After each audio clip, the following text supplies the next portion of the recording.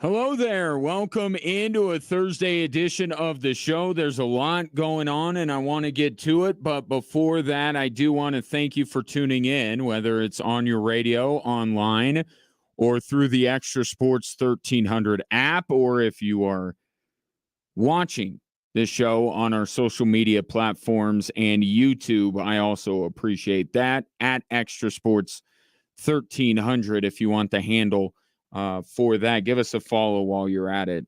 It'll make me look better to my bosses. 719-247-1313 is the text and phone line if you want to interact with the show, which boasts a veritable cornucopia of sports topics, but mostly basketball. So let's start there, shall we? Nuggets doing a lot of things. So let's get to what last night was about, what today is about to a lesser degree as the second round is going on. No, Bronny has not been selected yet. So let's talk about the newest member of the Denver Nuggets, shall we? And I feel like I need to put in some guardrails on the conversation about Deron Holmes. Just a few, if you'll indulge me. The Nuggets got him in the 20s. Okay, that's important. It wasn't a bold move to trade up to 22 to get him. He is a bench player. And most of all, can we retire the phrase he so-and-so got his man? I'm so done with that phrase. It does nothing for me. So-and-so got his man. Really? You don't think Calvin Booth would have liked Dalton Connect? You don't think Calvin Booth would have liked, I don't know, Rob Dillingham? That's it. No, nothing about the Nuggets taking Deron Holmes has to do with the fact that at least 15 or 20 guys were out of their reach.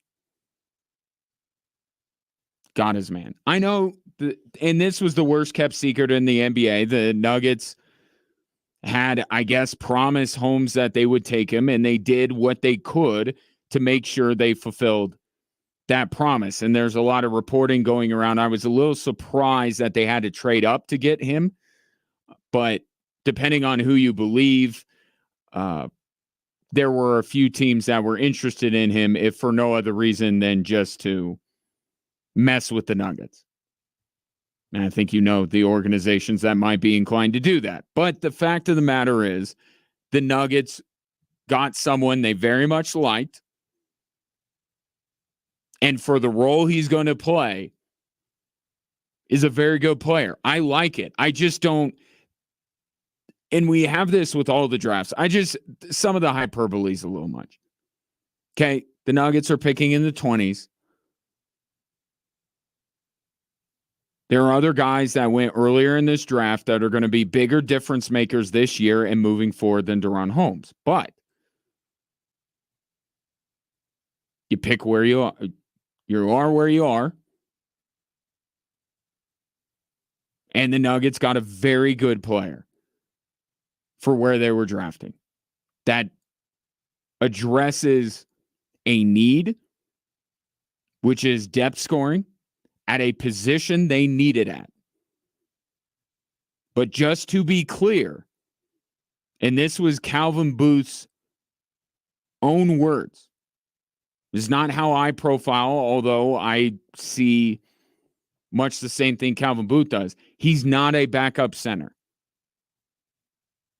So the idea of spelling Nikola Jokic, that piece is not on the roster yet.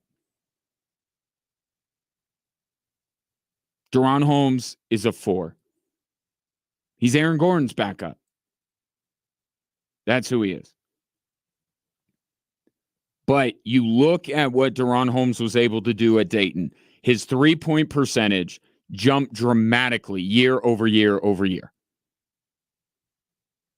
which is good because now it's at a level that the Nuggets needed at, an NBA level three-point shooter. But it also shows that this is a guy that's willing to work on his game perpetually. And it's reasonable to say that he hasn't reached his ceiling yet. Could he one day take a spot next to Nikola Jokic? Possibly. Possibly. I do think he has that kind of upside. And he straight filled it up at Dayton. Big time score. And so if you're a Nuggets fan, you have to like the pick. You absolutely have to. Just all I'm saying is don't get carried away with what he is. Understand where they picked him and some of the other guys in this draft. But exactly fills a need, which I'm a big fill a need guy, not a big best player available. The Nuggets, if you have needs and there's somebody there that addresses a need, go get them. And the Nuggets absolutely did that. Here's Calvin Booth on Deron Holmes. He's been a pretty prominent prospect for the last couple of years, but I think the jump he took in skill and making a three-point shot took him to a different level as a prospect. And, I think I just like guys that have to carry the load for their team. And they won a lot. He played many different defenses that tried to shut him down. And, he has a lot of experience under pressure situations. He does fit the archetype that Calvin Booth is looking for. He's older. He's more of, he said, carry the load bearing, however you want to put it. And offensively, that's what gets you excited if you're a Nuggets fan, what he can be offensively. On the other end of the floor, Calvin Booth thinks that he will improve because he won't shoulder so much of the scoring load with the Denver Nuggets. And that remains to be seen. I'm just telling you what I have seen. He's a little bit of a tweener in terms of size. He does have the ability to block shots at the rim. But if he gets on bigger players, he could be outmuscled. You could get him around him on the perimeter. The defensive side, which is important given the head coach,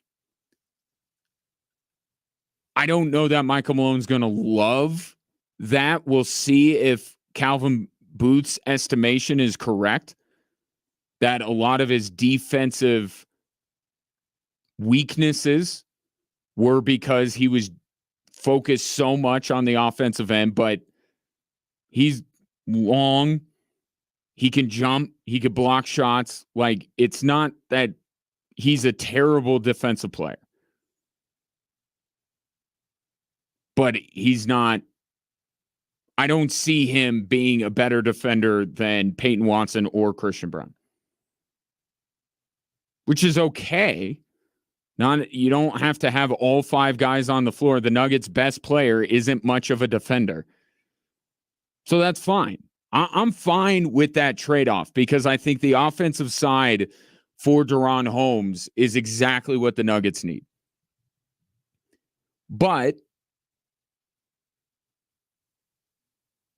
because he doesn't, at least has not yet shown that he can play defense at a high level, that creates some question on whether Michael Malone will immediately put him in the rotation. That question, of course, was asked of Calvin Booth. Here was his answer. Can Deron Holmes get minutes in Michael Malone's rotation? The onus will be on Deron in Summer League to play well and to show the coaches that he can play. And I think if he can play, he'll get a chance to play. So I think more and more we're starting to understand the realities of the CBA. And it's going to be hard to make a lot of moves when you have one of the most expensive starting lineups, one of the best starting lineups. So I think you have to get value out of these guys, and hopefully they'll get a shot to play. So much of the same what we heard at the end of the season. Right? Calvin Booth acknowledges that these guys have to earn their spot in the rotation. But that, once again, is Calvin Booth acknowledging that there is a bias, if you want to call it that, against young players from Michael Malone. And only when a young player can play very good defense in Christian Brown, is he inclined to fit him into that rotation? But that's Calvin Booth saying, look, Deron Holmes has got to do the work. Ultimately, it starts with him. But there has to be buy-in from Michael Malone that this is the way. Whether it's Deron Holmes that he took, or Tyler Kolek, or Baylor Shireman, or one of the guys out of France, or Dalton Connect, or Bronny James. This is a trust exercise between the general manager and the head coach. Calvin Booth believes with every fiber of his being that this is the way that the Nuggets can replenish the talent on their roster. And the only way that they're ever going to be able to contribute on the biggest of stages is if Michael Malone buys into.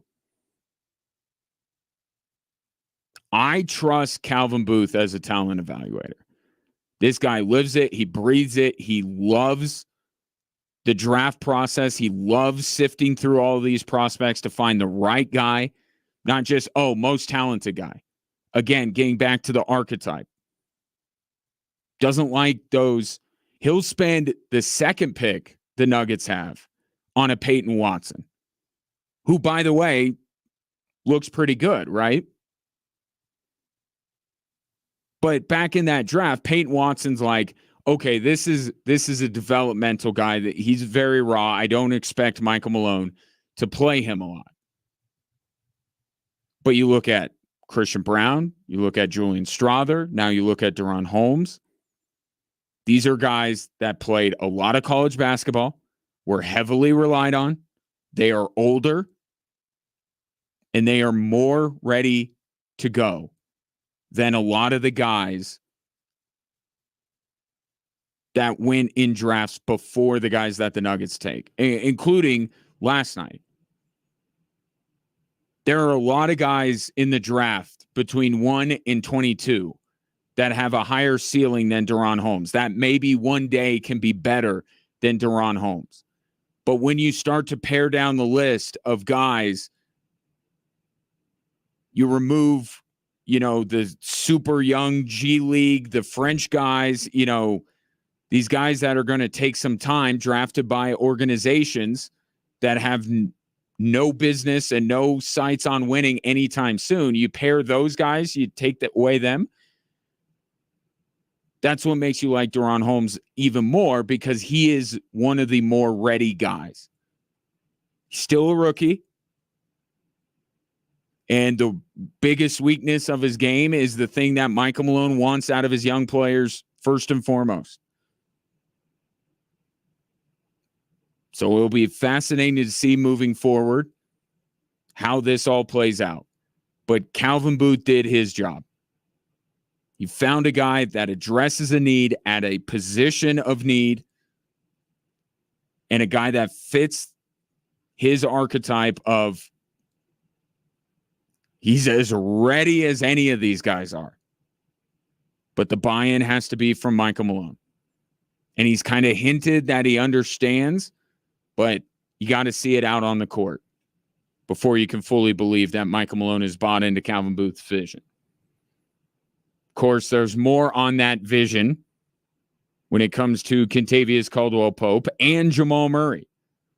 A lot of Nugget stuff. By the way, Nuggets do not have a second-round pick because they had to use their second to move up, which I don't know that anybody's lamenting unless they really wanted the Nuggets to take Bronny James. The second round is going on right now. Still don't see Bronny's name called as of yet. I'll talk a little bit about that later. In the meantime, I want your thoughts on DaRon Holmes. Do you like the pick? I like the pick. Just can't get too carried away. He is a bench player. He is a rookie. But I think the Nuggets, given where they were in the draft, did about as well as they could have. 719-247-1313, just getting going on this Thursday edition of the show. Back after a look at traffic.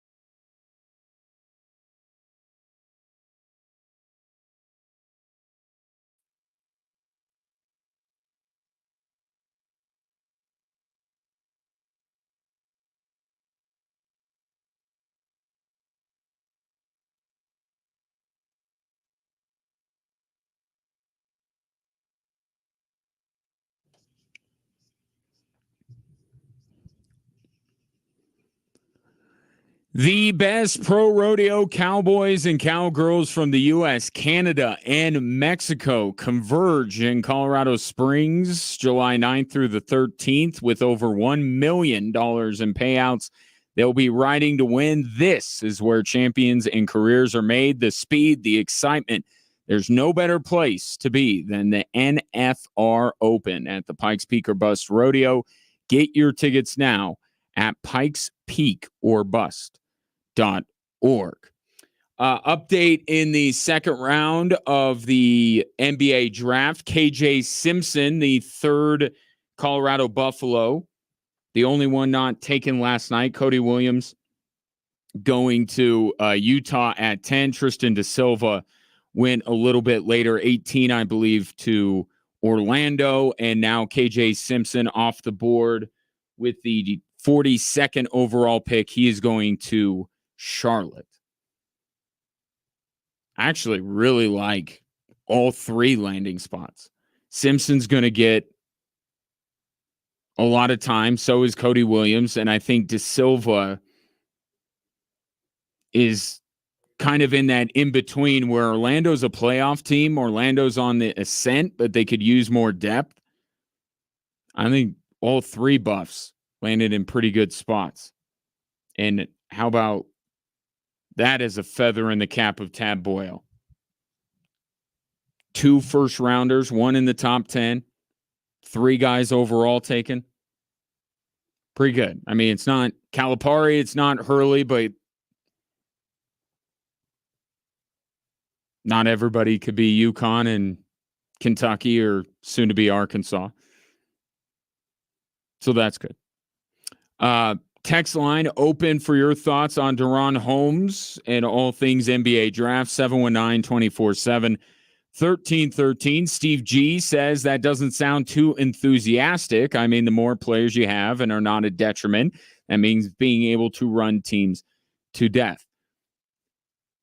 If you're talking about Calvin Booth, that's just the way he talks. So Calvin Booth's not going to sound too enthusiastic about anything.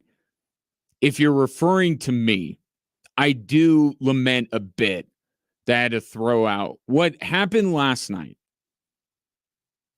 was the pick came in,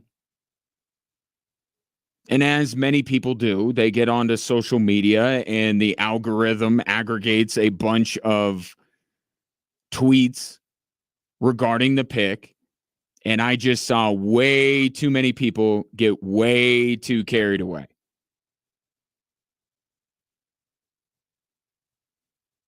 Way too many people getting way too carried away.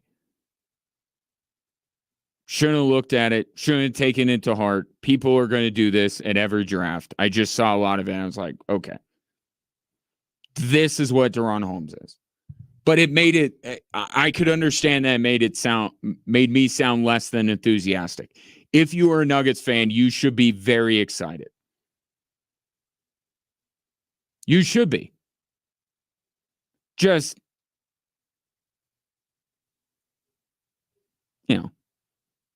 rein it in just a skosh. Dial it back a couple of notches. Okay? The Nuggets didn't dupe everybody. The Nuggets didn't, there are other players who went earlier that I think the Nuggets would be better with. But for where the Nuggets were drafting, for what they need, I like Deron Holmes. And the other side of it, though, is this whole Booth versus Michael Malone thing. Isn't it a little bit more difficult to get excited about a young prospect given what this season was? In this continuing butting of the heads between Michael Malone and Calvin Booth? What gets you really excited about a draft pick is the idea he's going to play. Deron Holmes should play. There's no reason why Deron Holmes should not be in the rotation from the get-go next year. Michael Malone's a wild card in that regard. So I'm probably letting too many things I shouldn't really enter into my thought process, affect my thought process. So that was the reason why I had the long preamble. Deron Holmes is a terrific basketball player that fits exactly what Calvin Booth is looking to do with this team. There is no reason why he can't immediately be in the rotation, and there's no reason to think that he will be anything but a long-term Denver Nugget, at least until he needs to get a contract extension, because the Nuggets have a few guys that are taking up a lot of the cap. And will continue to do so. Report from Shams Charania shortly before I went on air. Jamal Murray and the Denver Nuggets are working on a massive extension that will be for 4 years, and it will keep Jamal Murray in Denver.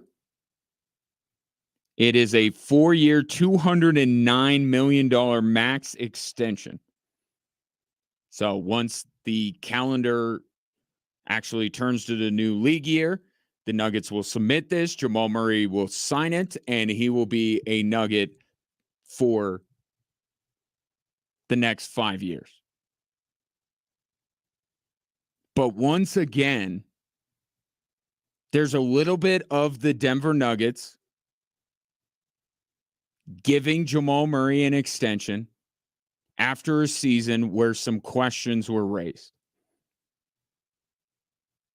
It worked out for him the last time, right? The knock on him with, non-big game player, that game 7 against Portland came up very small, and the Nuggets handed him the extension.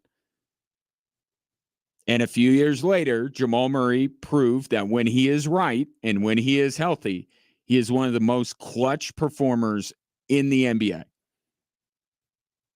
Now, the questions are about his ability to stay on the court, get back on the court, and prevent leaving the court, right? His injury rehab, his injury prevention. Maybe you also call into question his resolve when he's throwing heating packs at referees. But I think the bigger conversation about Jamal Murray, and you heard both Michael Malone and Calvin Booth lightly challenge him, be available. Be available. And when you are coming off of an injury, get right, get back to where you need to be quicker.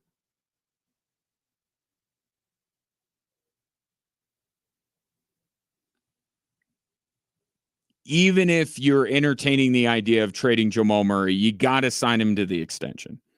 This extension is far different than the last one, right?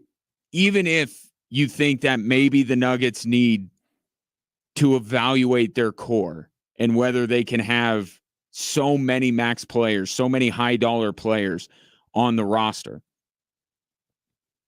the only way you're going to get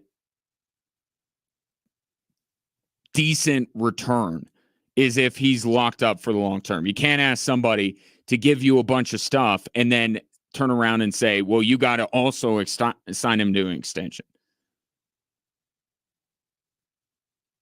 So this one, no matter how you feel about Jamal Murray right now, this piece of business has to get done.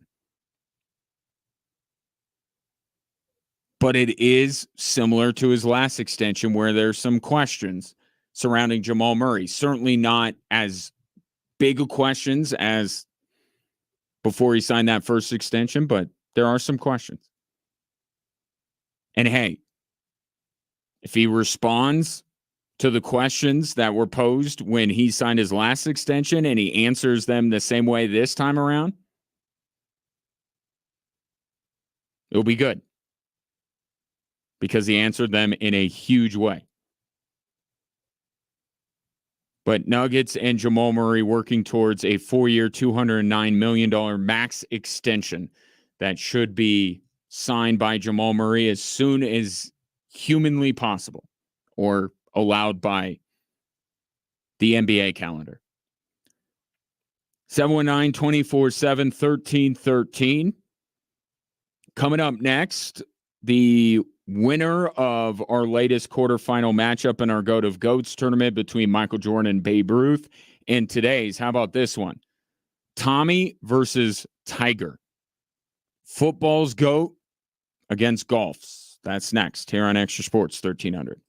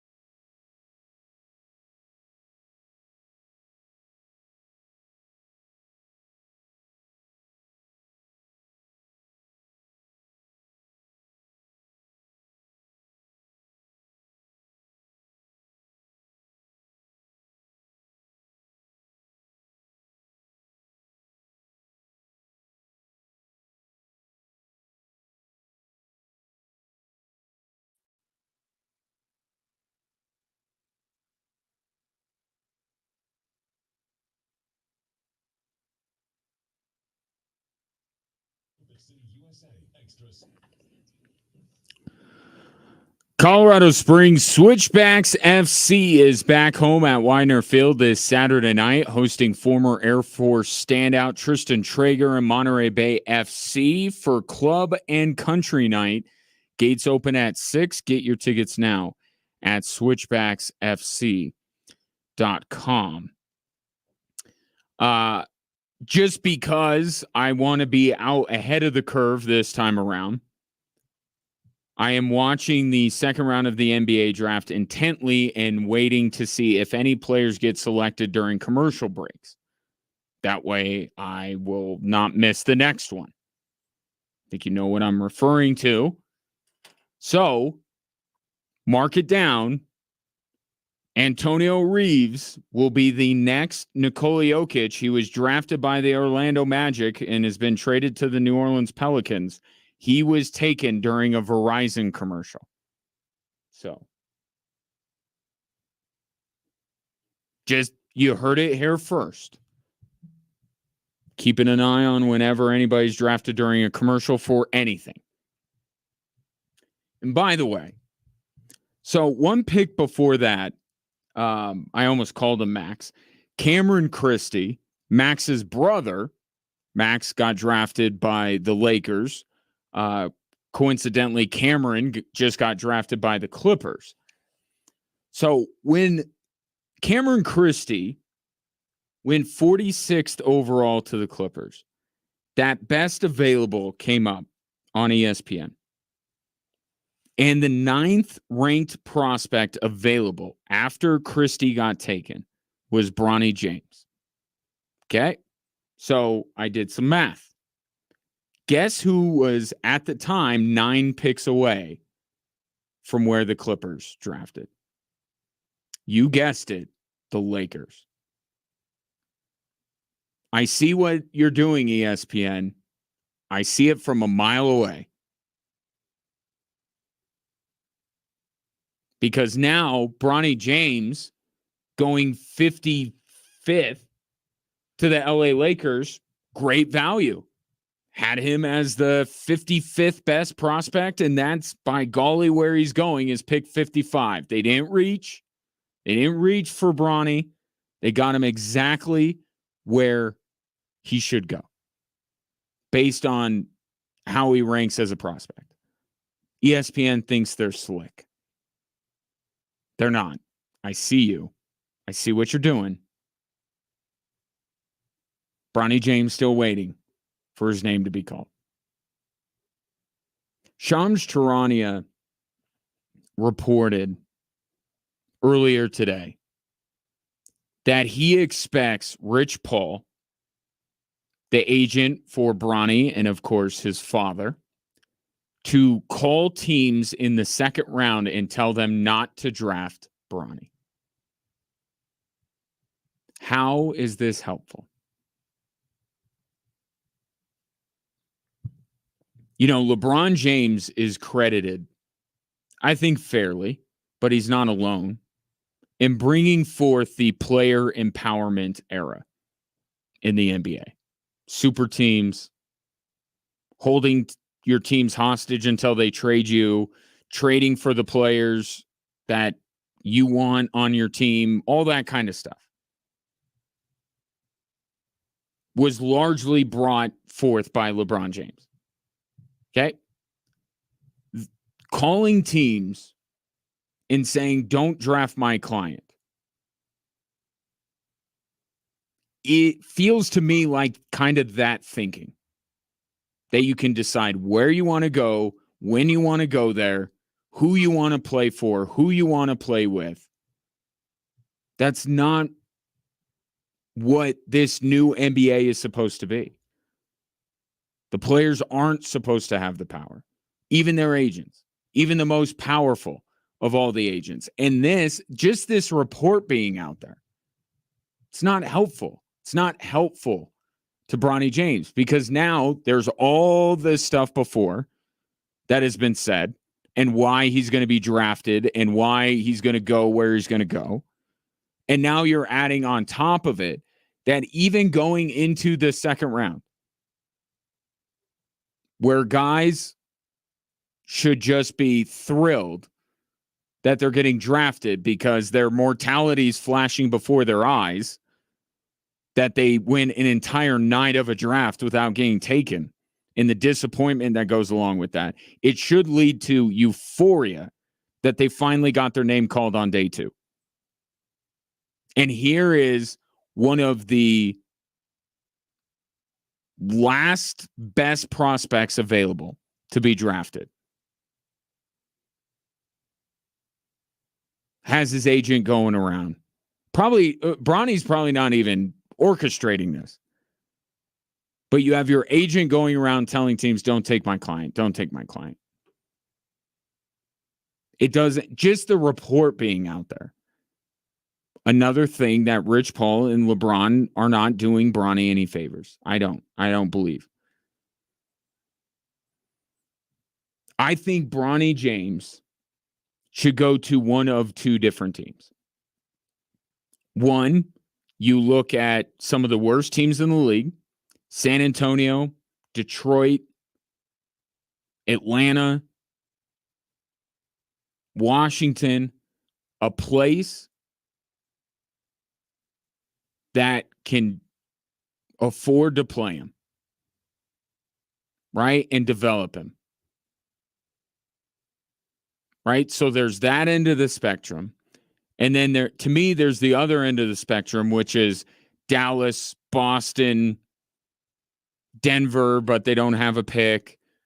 You know, the contenders that are way over the salary cap, but I think also this is why Phoenix for a landing spot makes some sense. They have so much money tied up in 3 players that they probably don't even have enough guys to fill out their roster at this point. So a contender that has so much money tied up in certain guys that they just need bodies, or a young team that's like, well, for us, Bronny could be part of our normal rotation. It's 2 very different ends of the spectrum. It's not a lot of teams, but I think those are the kind of ideal landing spots for him. And I will continue to say that LA is in neither one of those categories.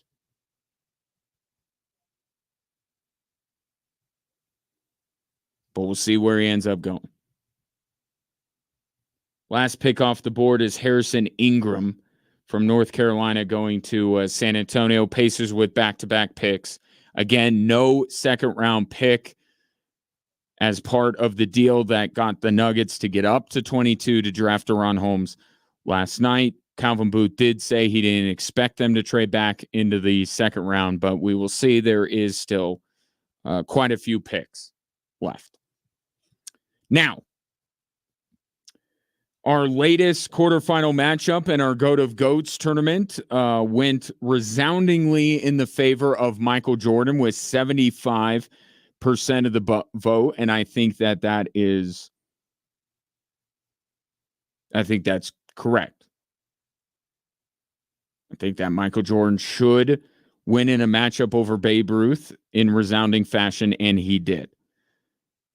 So he is our 3rd semifinalist in our Goat of Goats tournament. Wayne Gretzky and Muhammad Ali are already in there. On the other side of the bracket, Michael Jordan will face either Tiger Woods or Tom Brady. This, to me, is the best matchup of the quarterfinals. The resume.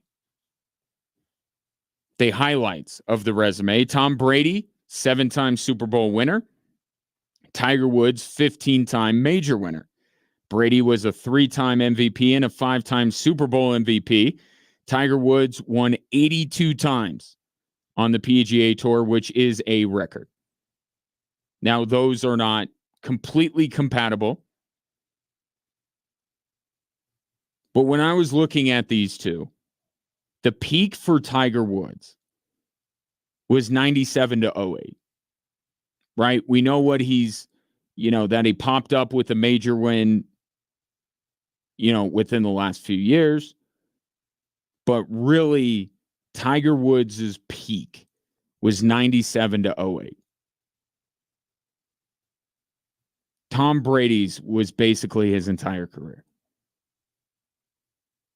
Now, there's a peak within that, the best that he was.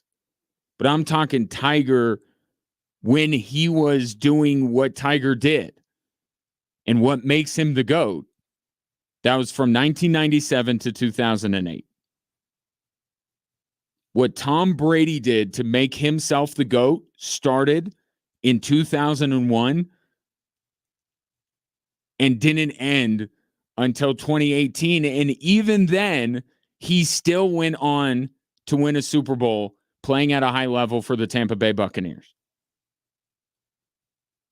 But if you take his, if the Tampa Bay Super Bowl is basically Tiger Woods' last major win, right? It's kind of a little bit removed from the peak. And you just look at Patriot Tom Brady from the time he won his first Super Bowl to the last, that's still 2001 to 2018. Tom Brady did GOAT-like things for a much longer period of time than Tiger Woods.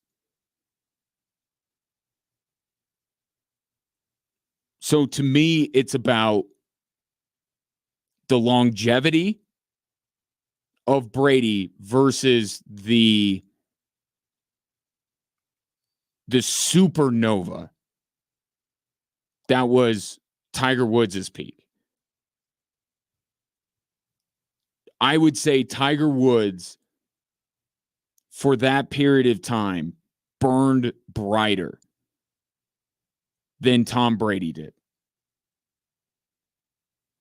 During Tom Brady's time in New England, Peyton Manning had a fair amount of success, mostly individually. Drew Brees, the same way. Tom Brady, even though he was always above all these other quarterbacks, he's still at numerous times during his career did share some of that spotlight. With Tiger Woods, with all due respect to Phil Mickelson, Ernie Els, Vijay Singh, who all picked up multiple majors during that 97 to 08 run, Tiger Woods had the spotlight to himself. And on any given weekend, maybe someone like a Phil or a VJ or an Ernie Els or maybe a Rocco Mediate would step into the spotlight for that one moment and then they go away. Tiger Woods had the spotlight basically to himself in golf from 1997 to 2008. Whereas Tom Brady shined for longer, but maybe there were some other quarterbacks that for longer periods of time and more often shared the spotlight with Tom Brady.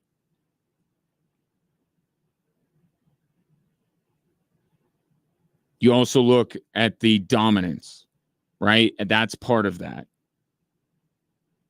15 majors for Tiger. Next closest guy won 3 during that time. But even you look at Tom Brady when he was in New England, from the time he won his first to his last Super Bowl, 9 Super Bowls with Tom Brady, 9 without him.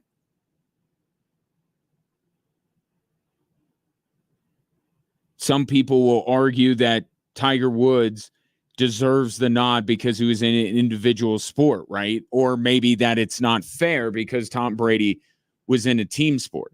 I'm actually looking at that and saying that's pretty dominant.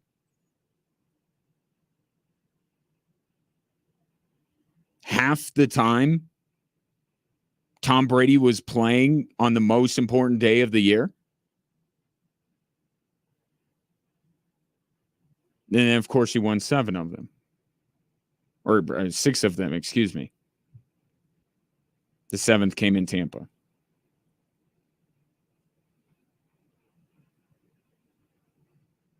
But how Tiger Woods burned brighter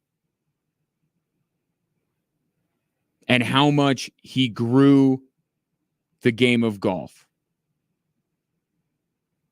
to me, puts Tiger over Brady.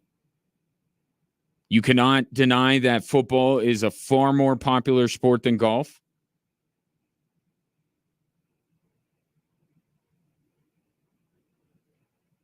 But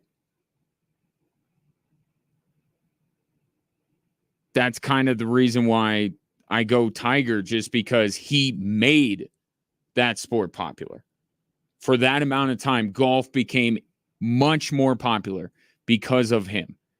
We haven't seen Brady elevate the game of football in the NFL like Tiger did for the golf. Could Brady have done that? Is that a fair standard to hold him to? I mean, we're down to the last few goats here. The bar has to be extremely high here. A lot of people would have picked up a football growing up without Tom Brady. And I'm not saying that to diminish him. I'm just, again, pointing out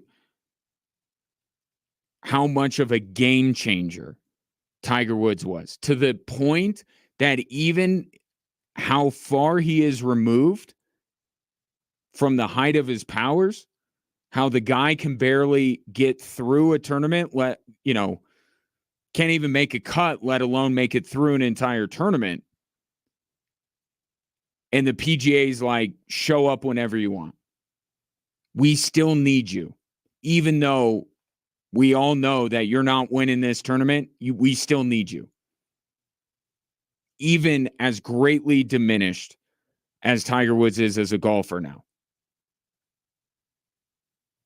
With Tom Brady, once he retired, we're on to Mahomes. Brady still stays in the spotlight. He's still the GOAT, unquestioned.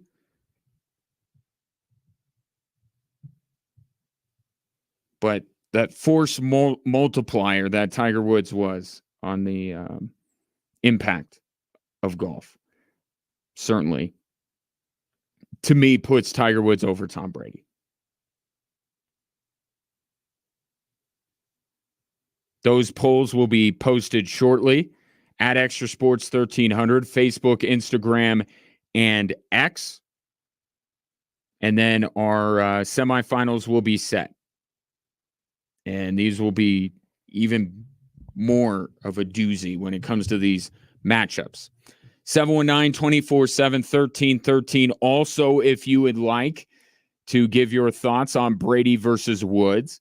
Coming up next, more Nuggets news than I even expected to talk about, and it has to do with someone that played his high school ball just down the street. That's next here on Extra Sports 1300.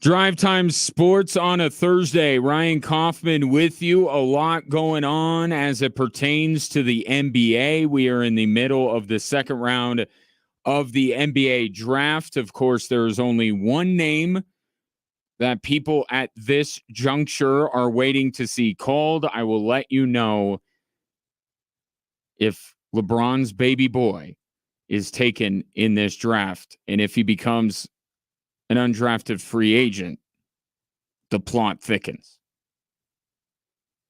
Only 6 spots left in this draft, 6 picks left.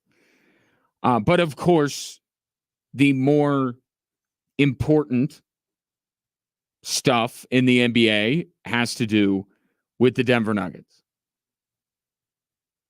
And I have some breaking news on that, and it may not be well received in these parts. Bobby Marks, or Woj, Woj, because this is the kind of news he breaks. Woj is reporting that the Denver Nuggets are trading Reggie Jackson to the Charlotte Hornets. And what are they getting in return? Cap space. They're sending Reggie Jackson and multiple second-round picks to Charlotte. Coincidentally, the team that they essentially got Reggie Jackson from, now Charlotte bought him out.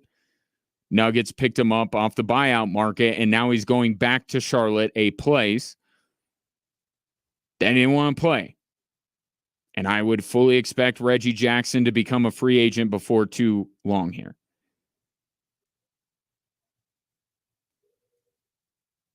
This is where Bobby Marks comes in. The Denver Nuggets right now, according to his calculations,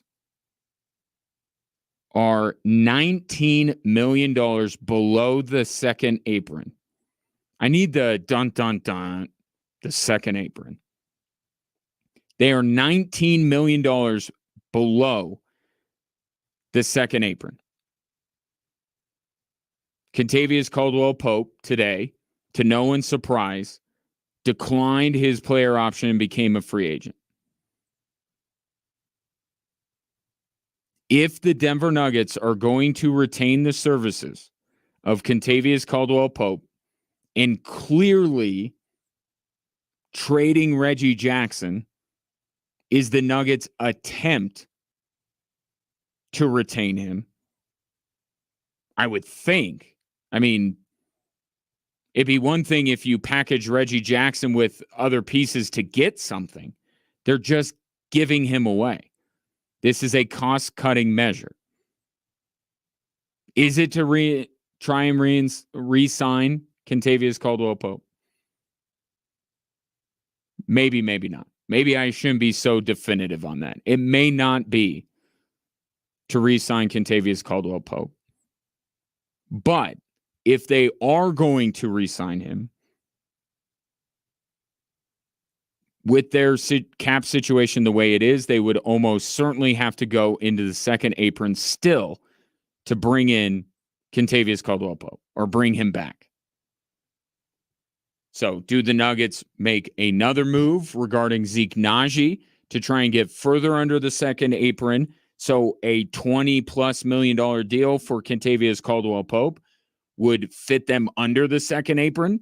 And then you got to worry about how many roster spots you would still have to fill and how you would go about doing that. But if this is about bringing back Kentavious Caldwell-Pope, they would still be going into the second apron, above the second apron, in order to sign him. So Reggie Jackson, again, traded by the Denver Nuggets to Charlotte. They're getting nothing in return except money. And they have sent out a couple of second-round picks in order to facilitate that deal. And I fully expect Reggie Jackson to become a free agent within the next couple of days. Kentavious Caldwell-Pope. Obviously, the big matzo ball sitting out there outside of who the Nuggets were going to draft last night. Now that Deron Holmes is a member of the Denver Nuggets, all the attention turns to KCP. Calvin Booth was asked about him last night, and this is what he said. And all the stuff I've looked at with lineup stuff and everything, Christian Brown's one of the best net rating guys in the league. As is KCP. So I think if he's a step into the starting lineup, probably projected, I think we'll be okay. I'm kind of like where you're at, Steve. I don't like the flippancy that I hear there. Not in his tone, but with his words.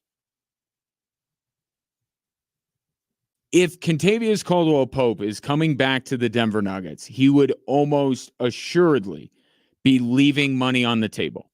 How much? 5 million, 10 million, 2 million, 500,000? We don't know. But in order to return to the Denver Nuggets, they are not, I don't see them matching any offer he gets. Now, we thought that was going to be the case for Jeremy Grant, and it came out later that the Nuggets offered Jeremy Grant the exact same dollar amount as Detroit, and Jeremy Grant just chose Detroit. But the feeling that I get is that they have a number. And if you're connecting dots here with Reggie Jackson, feels like it's that second apron. So right now, the best the Nuggets may do is $19 million.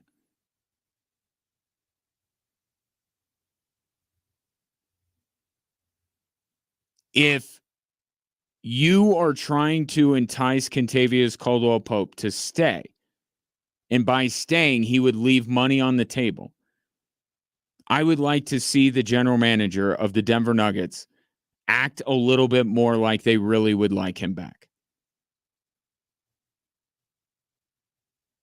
Right? To say, we'd be okay. And I'm not saying that Calvin Booth is trashing the guy. I'm just saying, look, the guy has a chance to probably make much more money than you are willing to offer him. If you would like to bring him back, just kind of show that you'd really like him back. Talk about how important he is. If he signs somewhere else, eventually the conversation will turn to how much they like Christian Brown, and the fan base will move on. Right? But at least in the moment, as you're trying to recruit the guy, maybe do some recruiting. Act like you want him back. That to me, we'd be okay without him. Sounds like, yeah, whatever. If he leaves, he leaves. That's not what I want to hear for a player that is as valuable as KCP. So if I'm Kentavious Caldwell-Pope, I'm thinking about taking a haircut to stay in Denver, and the general manager's like, we'd be okay if he left. I don't know that I still may want to come back to Denver, but now my discount I'm giving them is a little bit less, if not completely gone. So I don't like that right out of the gate.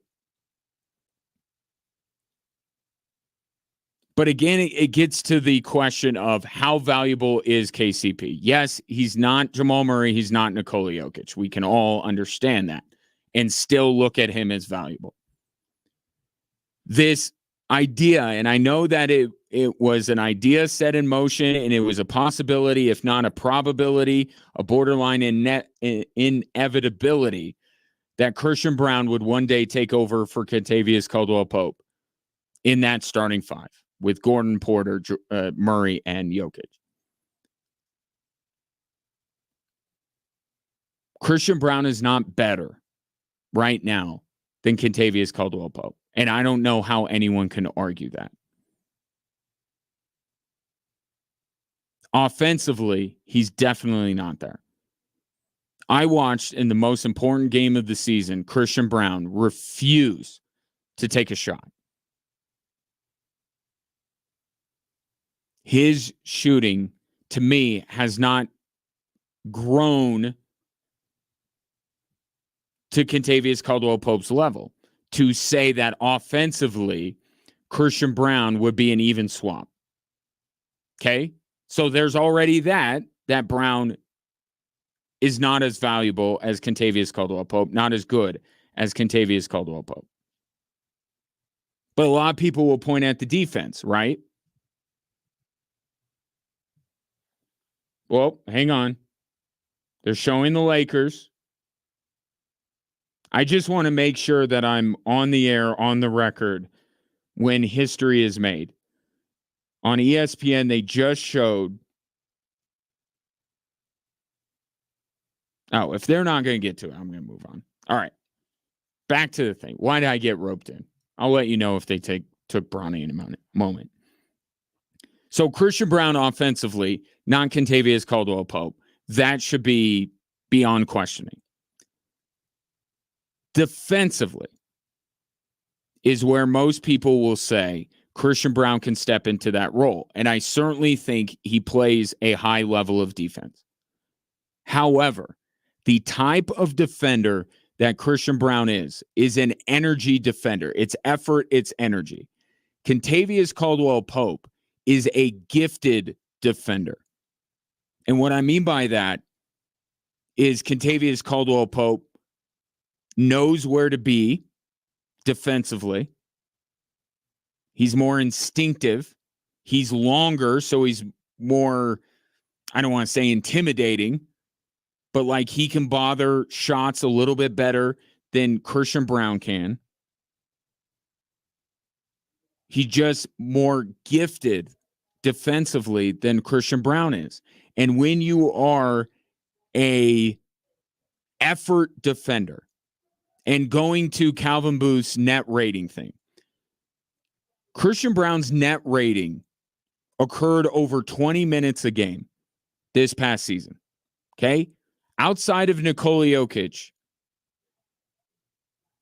only Michael Porter and Kentavious Caldwell-Pope. Those are the next two guys up, and they're separated by 0.1 minute.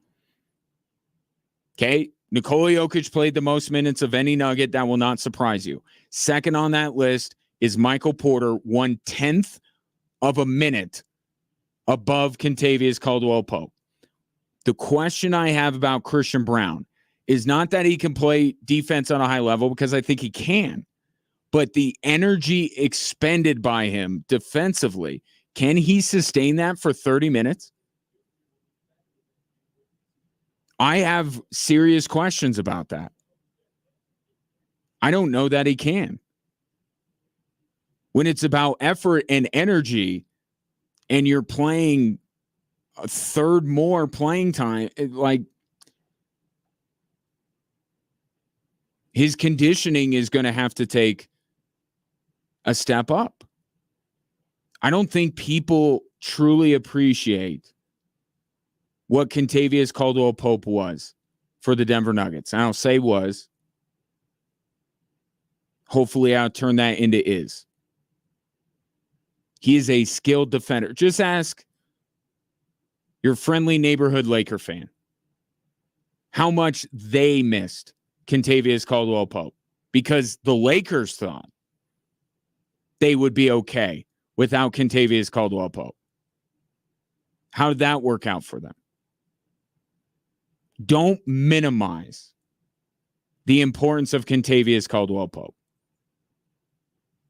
Losing him, whether you like Christian Brown or not, makes the Nuggets a worse basketball team.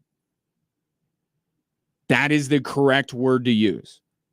Now, are they still in the mix to win a title? Of course they are. Of course they are. But if we look at the West and see that OKC and Minnesota, one beat the Nuggets in a 7-game series, the other we feel is on the come up and landed Alex Caruso.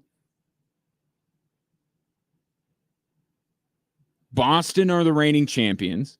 If the Nuggets are in that mix, and I absolutely think they are, you have a team that's losing nothing and two teams that are gaining pieces, and the Nuggets are losing pieces.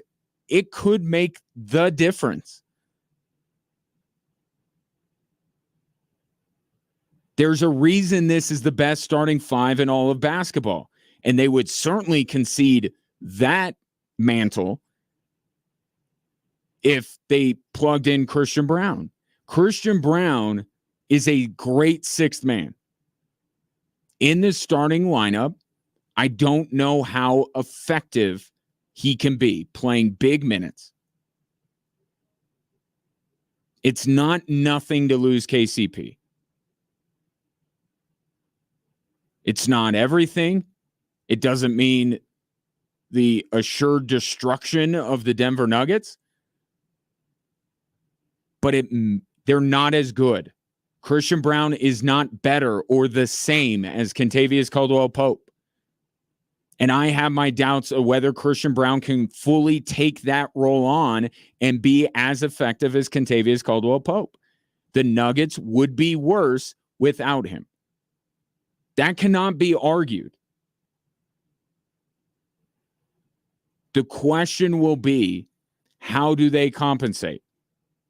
I don't think it's a one-for-one swap. I think you have to ask other players to elevate their game. How much more can you ask Michael Porter to do? Right? How much realistically more can you ask him to do? How much more can you ask Jamal Murray or Nikola Jokic to do or Aaron Gordon to do?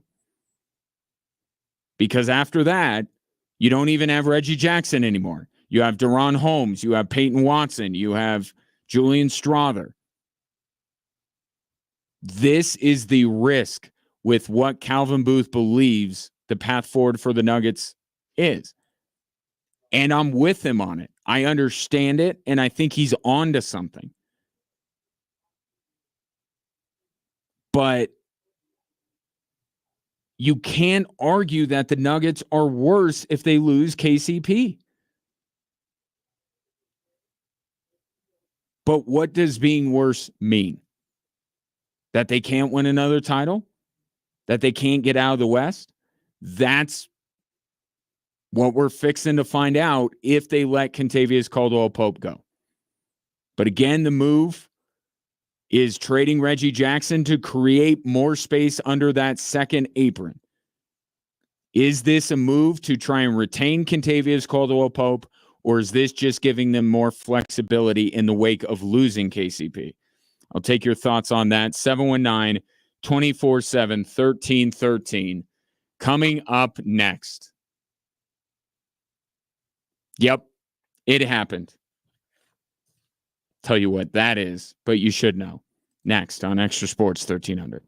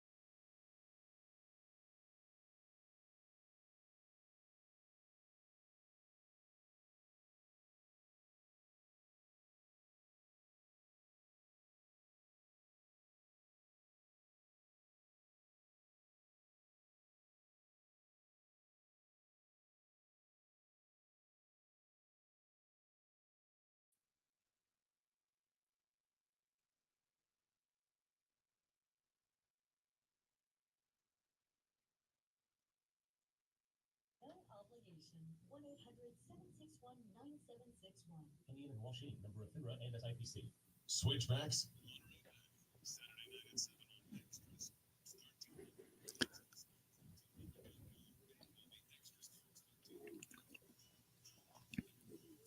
Celebrate America's birthday in a big way with a chance at $5,000 in the Red, White, and Win giveaway. Just head to extrasports1300.com to enter this national contest for your chance to Red, White, and Win $5,000, sponsored locally by Colorado Salt Cave Wellness Center, Mind, Body, Balance. So it happened. The biggest shock of the entire NBA draft. It took 2 days. It took 55 picks, but we finally have it. The Los Angeles Lakers have chosen Bronny James. They really did it. Just like they followed through on the plan we knew they had all along, which was to hire J.J. Redick.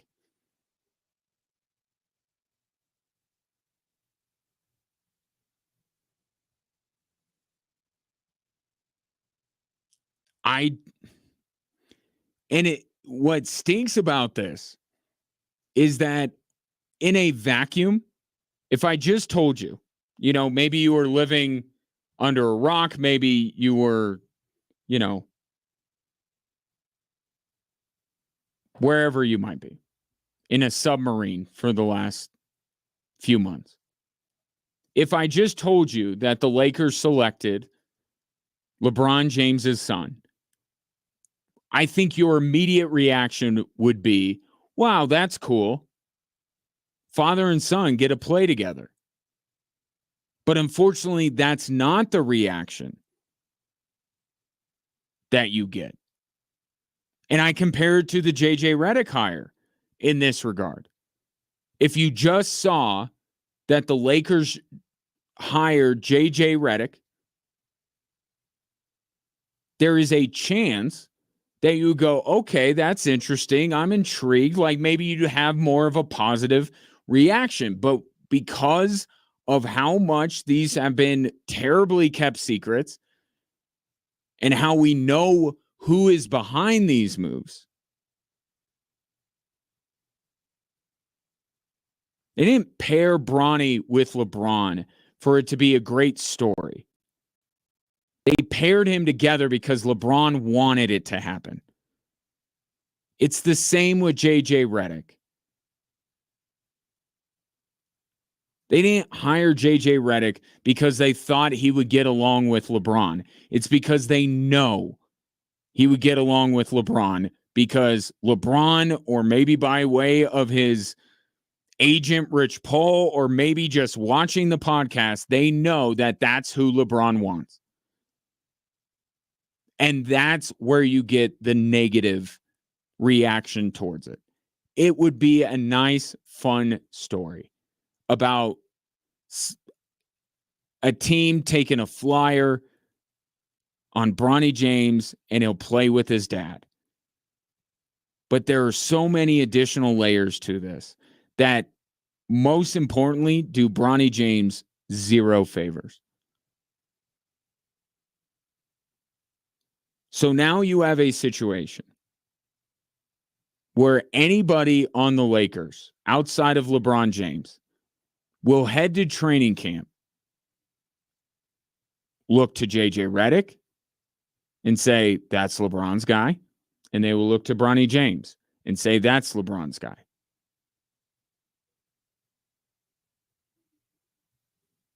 That's the only reason either one of these guys are here, is because of LeBron. And maybe if LeBron had a good track record of bringing in head coaches, drafting players, making trades for other players, maybe they'd be like, you know what? LeBron knows what he's doing. He wanted Eric Spoelstra fired. That's the biggest indictment I can put on him as far as his want to have coaches axed the first second that they rub him the wrong way. They look at him wrong in the hallway. I don't know what triggers LeBron James, but something does with all of these coaches. And Eric Spoelstra was that. How about the Russell Westbrook trade in terms of LeBron's talent evaluation and roster building?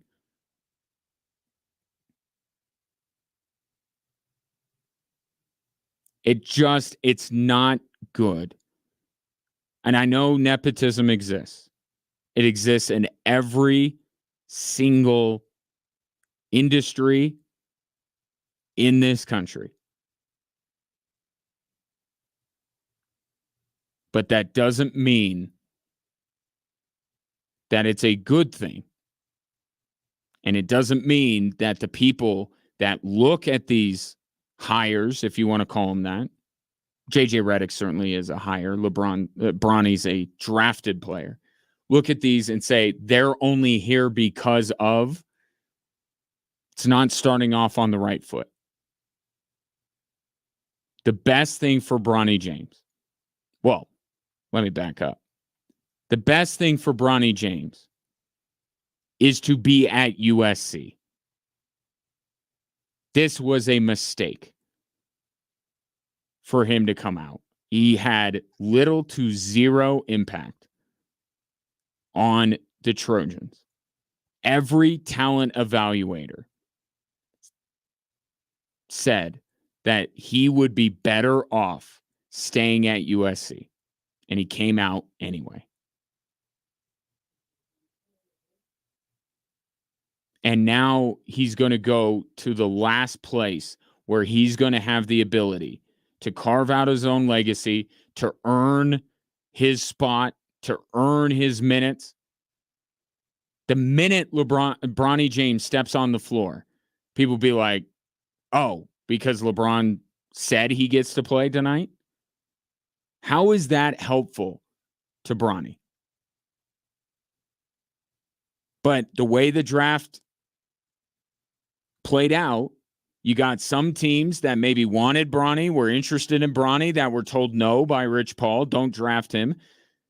And then you had far more teams that went, yeah,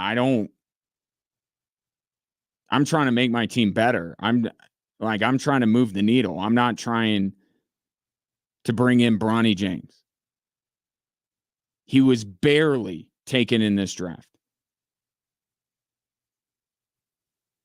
He should have stayed at USC. And it's not going to be a pleasant introduction into the NBA. And none of it is his fault. None of it's his fault. It's his dad and his agent. But they have a willing participant in the LA Lakers because they are a wholly unserious franchise. They are a mess. They are a clown car. And they do things just because LeBron wants them to. Not because it's the best decision. It's because it's LeBron's decision. 719-247-1313. Take your thoughts. It really happened. Bronny James is going to join JJ Redick. I did say that for LeBron James, this is what Dwight Schrute would call Perfektenschlag. He has his governor, his boss, like his big boss, fawning all over him on the sideline. Remember that? Remember when Jeannie Buss was fawning all over LeBron? That's the top of the organization. And then he's got a GM that will go out and hire the coach that he wants, despite having zero coaching experience at a significant level of basketball, and will draft his son. But He gets his podcast buddy as his head coach. He gets his son as his teammate. Perfection slog.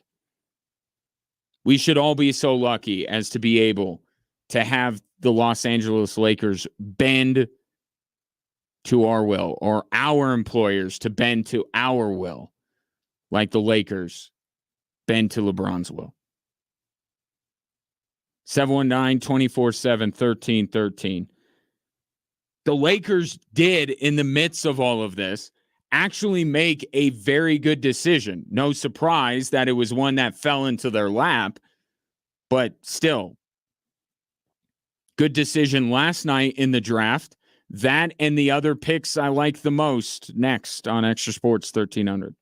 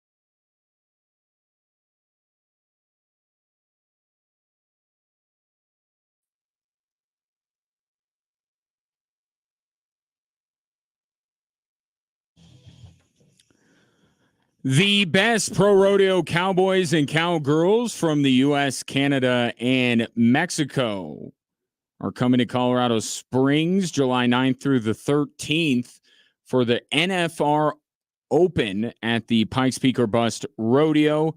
And with over $1 million in payouts, they'll be riding to win. Get your tickets now at pikespeakorbust.org. The NBA draft in the books, all done. And now teams scramble to sign some undrafted guys. And I did notice on X that Trey Alexander of Creighton fame should make Nuggets beat writer for the Gazette. Vinny Benedetto, very happy. Trey Alexander's going to get a look with the Denver Nuggets. But Bronny James is now a Laker. He got drafted where we all thought he was going all along. And he will join J.J. Redick with the power of nepotism. From the 719. Going to be great because the Lakers are going to win about 5 games next year. Maybe LeBron will finally retire and shut up. And now all the stupid media has to realize that it's not J.J. Redick's fault. It's LeBron James' fault. Quit over rating that piece of crap. He's not good. He ruined the NBA. Wow. Yikes.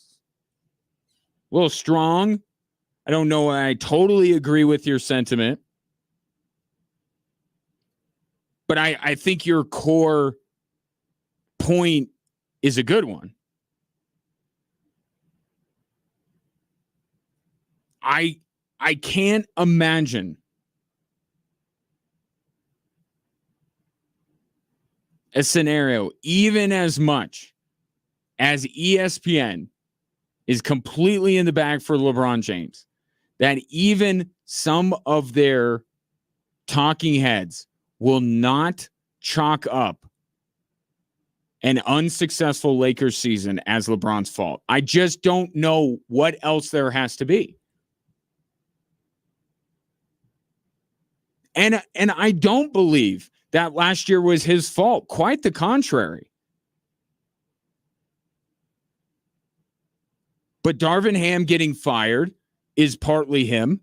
J.J. Redick getting hired is a lot him. And Bronny being drafted is a lot him. Now, what could the Lakers have done with the 55th pick? That would have been infinitely better than Bronny James. Not saying that a much better player would have been available, but the behind the scenes dynamics are taking a hit here. Even if you can recognize as a Lakers player that LeBron is the best player, right? Because he is. He's your best player. You're not going to win anything without him.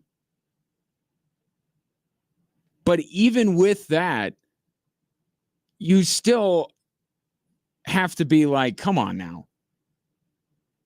We're hiring the coach he wants. I like having LeBron James on my team. He's his generation's greatest player. We have a chance to go to the postseason with him.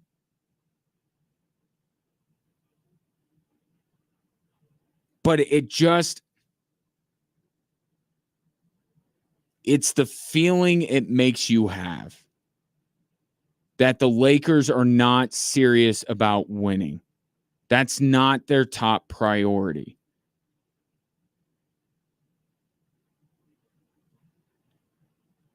Certainly, you could point at the hire of J.J. Redick and the firing of Darvin Ham as a reason potentially that the Lakers don't have a successful season, right?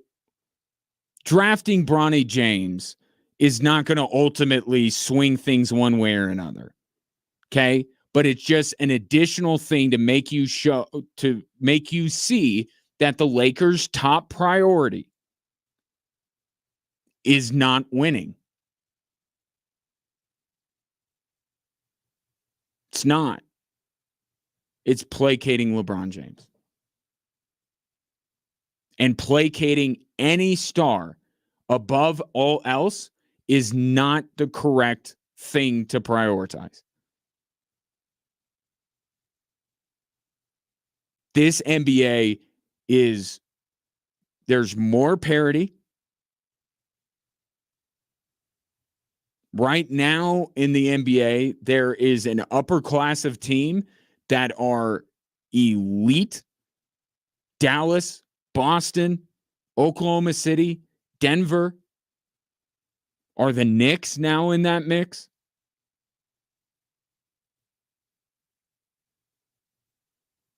The Lakers, we've seen it with the Nuggets, right? We've seen that movie. We've seen that movie twice.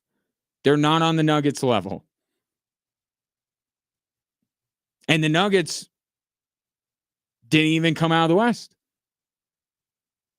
The Nuggets aren't even right now the best team in the NBA.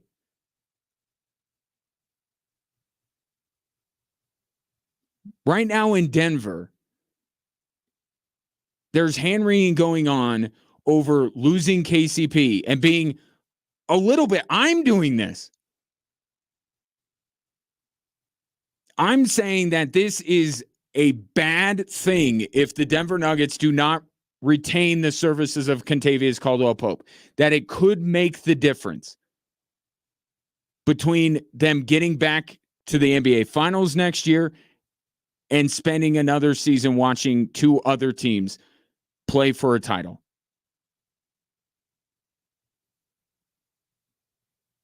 That's how tough this NBA is right now. And in Denver, it's about that. In LA, it's about we got to make sure that we get LeBron James's son. We have to do this. And we have to make sure that we hire JJ Redick. Those are our top priorities.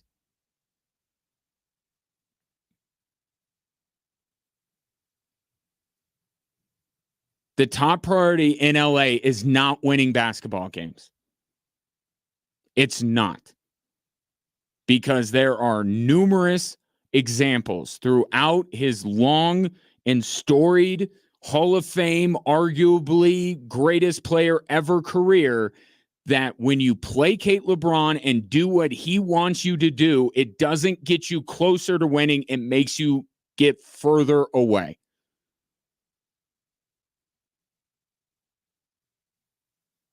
He's not a good general manager. He is a great basketball player. He should play basketball and let basketball people make basketball decisions.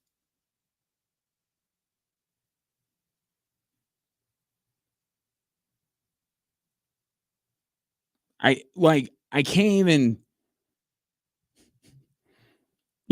other teams are talking about the second apron and going out and landing a star free agent and, getting a franchise changing player in the draft. And the Lakers are worried about making sure that nepotism is their guiding principle.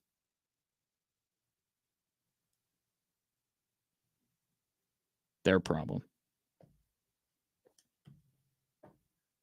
But I suppose that the Nuggets should take some culpability in this, take some blame. When a child acts up, we do blame the parent.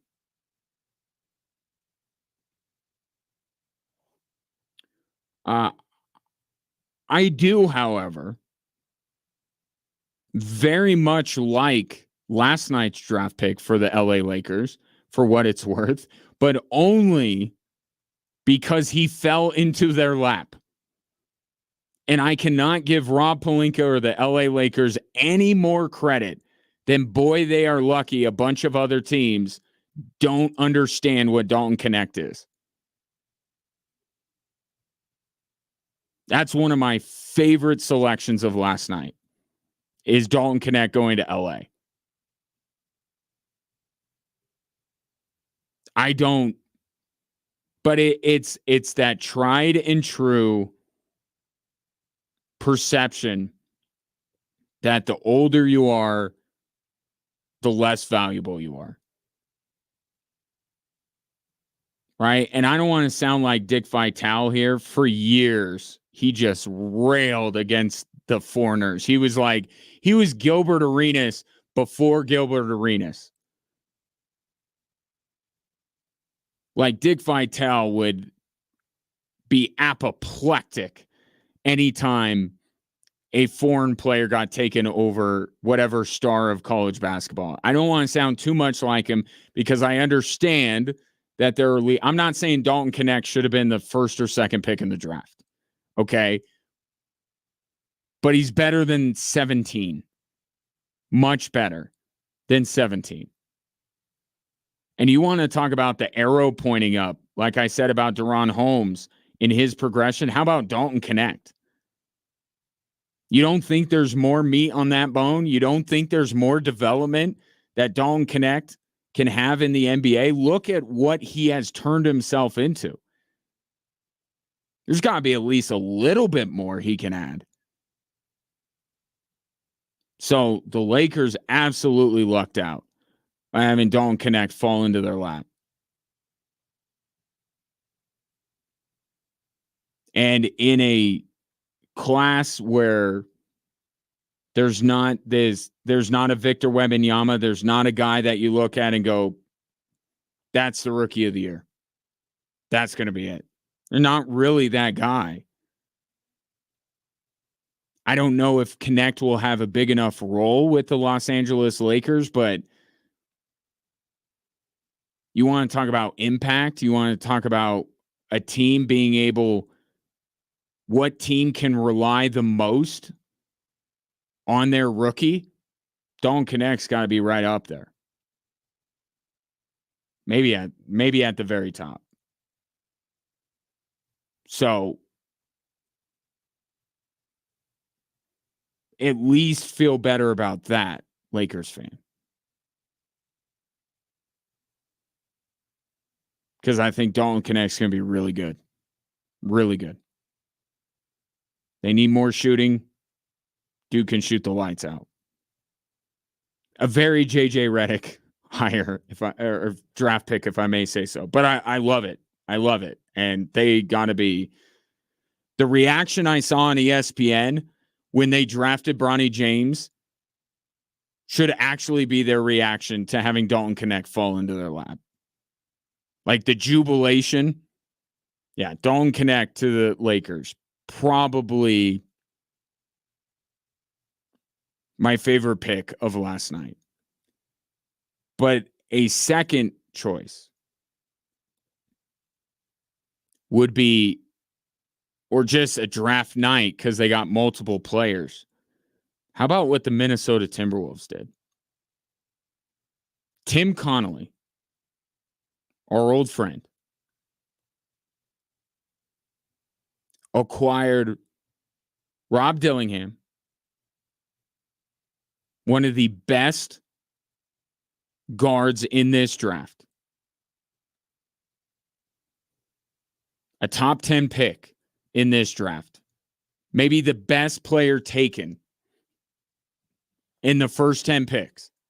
And Tim Connolly got him for a kid in my son's class. 2031 first round pick. What are you doing, San Antonio? You don't think that Dillingham could help you with Victor Wembanyama? I know they drafted Castle, and I like the draft pick of Castle, but Dillingham what did Angel Reese call herself? He's a dog. Rob Dillingham, dog. And he's going to be sharing a backcourt with Anthony Edwards, dog. I love what Minnesota did. And then they came back with the pick that they had to begin the night with and got a guy that I was pounding the table for yesterday, and that's Terrence Shannon out of Illinois.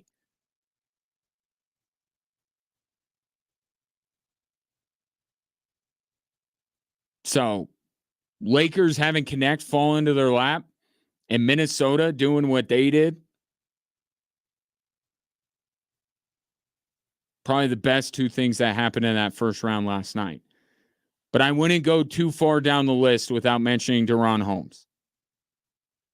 Get back into that. You will hear from the newest Nuggets draft pick as we reset with the three stories that are driving the show. I will throw in one more plug here for our Goat of Goats quarterfinals. That poll question is up on all of our social media platforms at Extra Sports 1300.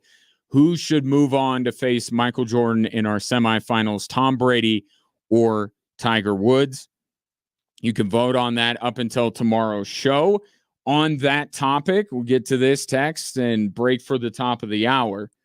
From the 719, TB12 versus the Big Cat is very much 6 one way, half dozen the other. I guess the only thing that might separate the two is that Brady has the most titles in his respective sport. Tiger does not.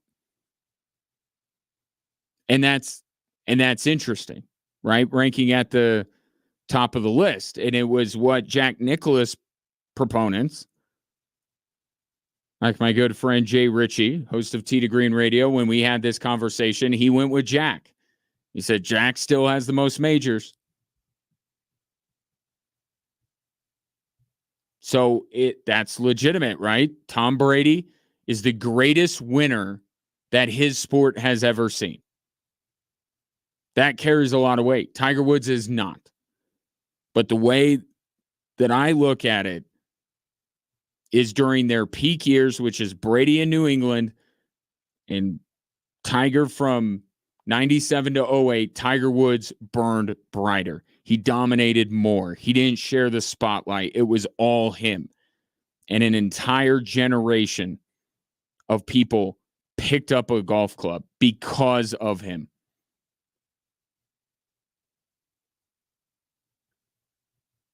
And what adds to his case of being the GOAT, that his sport is so desperate to continue to have him as much as they can, that they have waived the need for him to qualify for anything.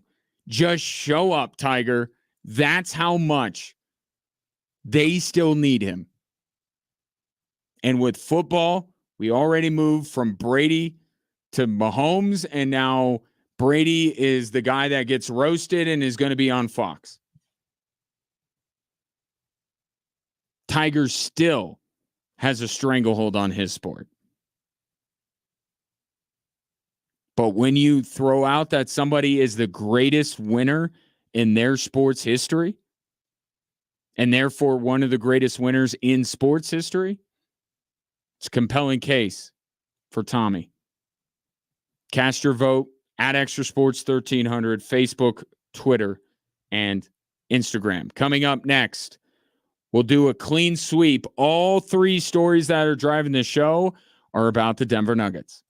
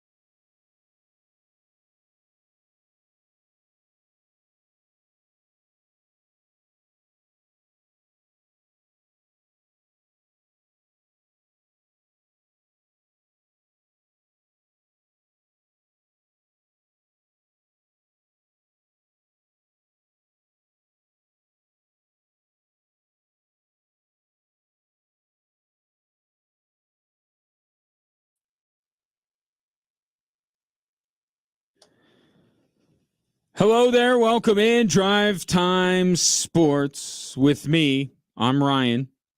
Good to talk to you, whether it's on air, online, or through the Extra Sports 1300 app, or I will wave hello to you. Hello. If you are watching on our social media platforms and YouTube at XTRA Sports 1300. Been heavy on the hoops today for good reason and will continue to be. If you would like to have your say on today's topics, I would love to hear from you, whether you want to text or call into the show. The number is the same, 719-247-1313. It is time for three of the most important topics of today. They are the three stories that are driving the show.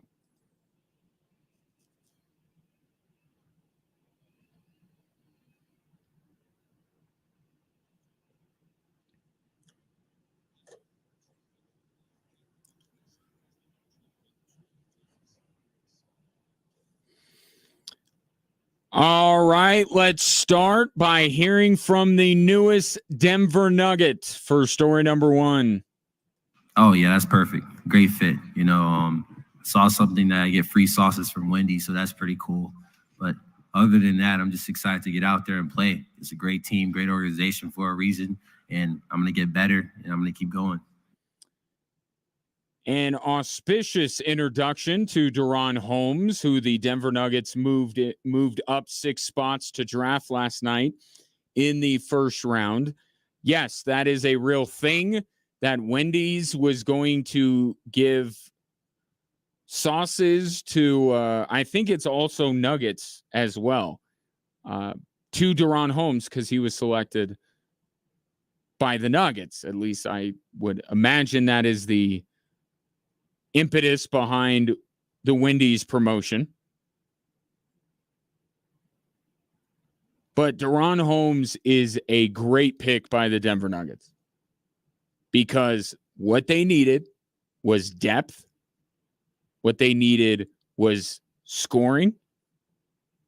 And they needed it at the big positions, meaning the 4 or the 5. Especially the 4. And Holmes checks all those boxes and fits the type of player that Calvin Booth wants to bring in. This guy played a lot of meaningful college basketball, and he's going to step in to the Denver Nuggets if Michael Malone plays him and give them what they need, which is depth scoring at a position where they currently do not have it. Now, to be clear, Deron Holmes is not and will never be a backup for Nikola Jokic. Calvin Booth last night said himself that Deron Holmes is a 4. So that item is still on the Nuggets shopping list. But there is a lot to like about Deron Holmes. And I very much hope that Michael Malone decides to play this kid because he might be pretty fun to watch. But of course, there's some question about somebody with a more prominent role with the Denver Nuggets than the one Deron Holmes will take over. And for that, here is Calvin Booth talking about Kentavious Caldwell-Pope. And all the stuff I've looked at with lineup stuff and everything, Christian Brown's one of the best net rating guys in the league, as is KCP. So I think if he's a step into the starting lineup, probably projected, I think, we'll be okay. I don't love that. I don't love that from a general manager that is going to basically ask Kentavious Caldwell-Pope to take less money to return to the Denver Nuggets. I want a little bit more of a sales job. I want a little bit better recruiting going on there from Calvin Booth. And if I'm Kentavious Caldwell-Pope, that doesn't move me to be like, oh, yeah, I'm definitely going back to Denver. It sounds like a general manager that is more than okay with you leaving And I don't think Calvin Booth should be more than okay with Kentavious Caldwell-Pope leaving. The idea that Christian Braun is essentially plug and play for Kentavious Caldwell-Pope, I think is a little bit of a fallacy. Christian Braun is not the offensive player that Kentavious Caldwell-Pope is. Here's an easy litmus test. I won't even throw out numbers. Nikola Jokic has Kentavious Caldwell-Pope in one corner, Christian Braun in the other. Who do you want him to throw the ball to? Boom. Christian Braun's not a better offensive player than Kentavious Caldwell-Pope. But the hallmark of Christian Braun's game is his defense. And while I do think he plays defense at a high level, is a different kind of defense. It is an effort-driven defense. He is not physically gifted like Kentavious Caldwell-Pope is, nor does he have the basketball IQ as of yet that Kentavious Caldwell-Pope does. He's in the right place at the right time. He's long. He bothers shots. He is a good defender. They both are good defenders. But KCP is a good defender because of his physical tools, because of his basketball IQ, because of his experience. Going from Kentavious Caldwell-Pope to Christian Braun, forget the tax apron implications. I understand that is behind this, but just look at it as basketball. Okay? If the Nuggets replace Kentavious Caldwell-Pope for Christian Braun, are they better? Emphatically, they are not.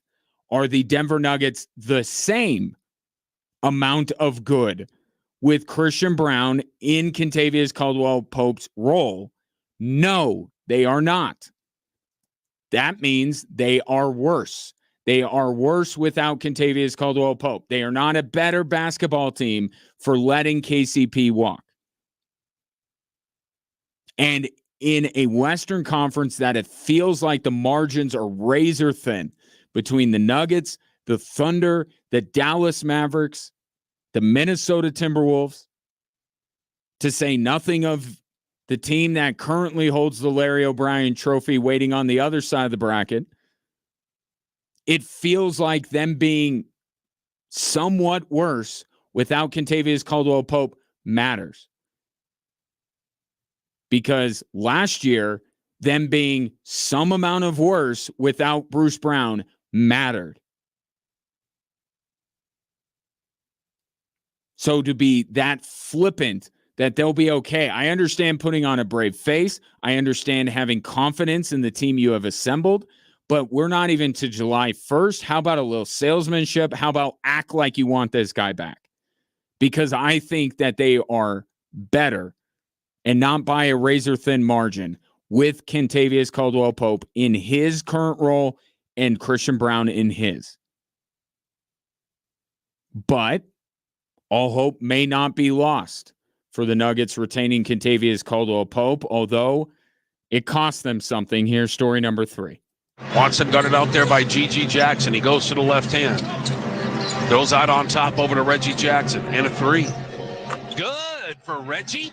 Nuggets lead at 113-93 in the final regular season game of the year. Altitude Radio on the call. Reggie Jackson has been shipped out of Denver, coincidentally back to the team that he last was a member of. I don't think he played at all for Charlotte. He was traded there and then bought out. But regardless, Reggie Jackson has been traded back to the Charlotte Hornets by the Denver Nuggets. The Nuggets will also send multiple unprotected second-round picks, which I didn't know you could put protections on second-round picks. I thought if you want to deal them, they're for the year they're for, but whatever. This is what we call in the business a salary dump. The Nuggets got 0 in return. There was some talk that maybe they packaged Reggie with Zeke Naji and a first-round pick, maybe bring in a big man, bring in a playmaking guard. Nope. They gave him away for virtually nothing because they want that money. The $5.2 $5 or $6 million that the option he picked up the other day was worth. So if you're keeping track at home, and I know you are, the Nuggets are now $19 million under that dreaded second luxury tax apron. Probably Kentavious Caldwell-Pope is going to fetch at least 20. So what the Nuggets do next will say everything. And maybe what the Nuggets do next is either sign KCP or he signs somewhere else. Maybe that's the next thing that happens. But to me, by trading Reggie Jackson, they have enough money under the apron to get someone not named Kentavious Caldwell-Pope. If they make another move and dump Zeke Naji, then it really does signal to me that despite his flippant behavior about Kentavious Caldwell-Pope last night, that Calvin Booth is making every effort to keep him. And I would endorse that effort. But it does come at a cost as someone who was, for obvious reasons, beloved by Nuggets fans, even in a short amount of time.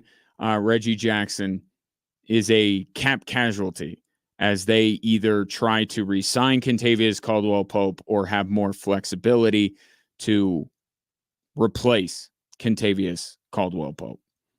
Take your thoughts on what direction you think the Nuggets are trying to go with this Reggie Jackson move. What do you think about DaRon Holmes? And can the Denver Nuggets get back to the NBA Finals without bringing back Kentavious Caldwell-Pope? 719-247-1313. To that end, there is some breaking news regarding the other team that calls Ball Arena home. I will give to that coming up next on Extra Sports 1300.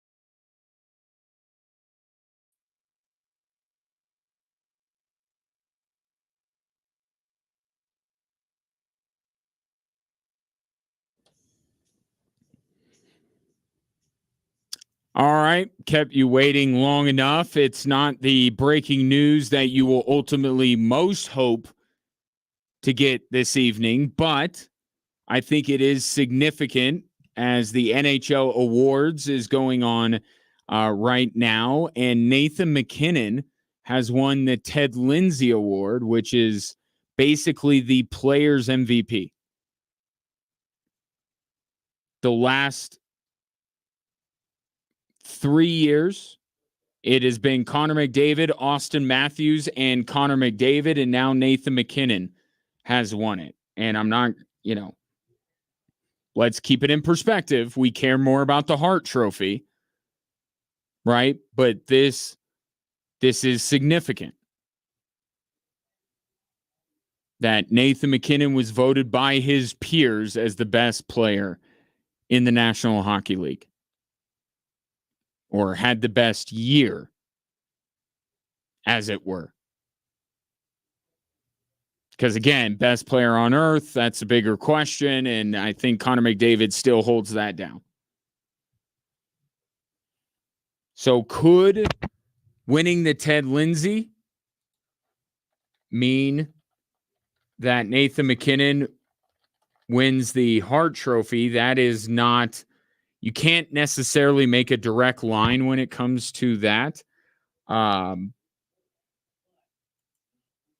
you can the last 3 years, and you can the last 4 years, and you can the last 5 years, and you can't, nope. So the last 5 years, 1, 2, 3, 4, 5, yes. Last 5 years, the winner of the Ted Lindsay Award won the Hart Trophy. The last year that the Ted Lindsay winner did not win the Hart Trophy was the year that maybe one of the worst MVP decisions was ever made, and that was when Taylor Hall received the Hart Trophy. And Connor McDavid received the Ted Lindsay that year, I believe, 2018. Yep. So Connor McDavid received the Ted Lindsay. Taylor Hall got the Hart Trophy, and Nathan MacKinnon was also up for those awards as well. One of the couple times he's been a finalist and got snubbed. So after that, last 5 years, the player that has won the Ted Lindsay Award has also won the Hart Trophy. So I think you could be optimistic, Avs fans, that Nathan MacKinnon will get that piece of hardware that I think he deserves. I do. And I would still say Connor McDavid is the best player in the world, and we were reminded of that quite a bit over the last couple of months. But Nathan MacKinnon, what he did this year, he had the best season of anybody in the NHL, including Connor McDavid. But of course, Nikita Kucherov is well deserving, as is Connor McDavid. So we'll see how it goes. But Nathan MacKinnon, Ted Lindsay Award winner for the Players MVP. Getting back to the looming decisions from the Denver Nuggets, because now we add to the mix, right? Because now you ship out a veteran, a playmaking guard. Let's not veteran, young guy, whatever. Get out of here with any Jalen Pickett talk. I don't want to hear it. Okay. Reggie Jackson already, you were looking at it and like, really, is that the guy that you want to have in that spot? But now with him gone, there is definitely a need for either a guy to create shots for other people or a guy that can get his own shot. I think that the Denver Nuggets need to be, during the regular season anyway, mostly done with the staggering of Jamal Murray with the second unit. You're asking the guy to rehab better, to prevent injuries better, and you constantly stagger him with the second unit. That has got to at least wane, if not stop. During the playoffs, I understand it. Different conversation. You got to have somebody in that second unit that can create shots for other people or create his own shot. Christian Brown can't do that, even if they bring back Kentavious Caldwell-Pope. Duron Holmes can't do that. When you stagger Michael Porter Jr. with the second unit, he can't do that. They need some type of a guard now. They do need a backup center. Doesn't forget trying to find a guy that plays the game like Nikola Jokic. I'm sorry, you're not going to do it. But you got to have somebody as big as him. That's all I ask. Just get somebody on this roster that is as big as Nikola Jokic, is a slight deterrent to teams attacking the rim. Allow this second unit, if you wanted to have spots 1 through 5 filled out. Not small ball, not, staggering. You got a starting 5, give me a backup 5. And DeAndre Jordan, Calvin Booth said last night, they want to bring back DeAndre Jordan. If you're bringing back DeAndre Jordan for anything other than good vibes, then you're making a mistake. You couldn't play him every night. And he didn't play nearly enough to be considered a real backup to Nikola Jokic. So that is also on the proverbial shopping list for the Denver Nuggets. But you can figure that stuff out later if you're focusing right now by moving Reggie Jackson out. You're focusing on trying to retain Kentavious Caldwell-Pope. I'm all about it. You can let those other things, figure out those other things afterwards. But something that the Nuggets are trying to do is quite unique. And I credit our crack staff here at Drive Time Sports for unearthing this piece of information. Just gives you an idea of what the Nuggets are trying to get done here.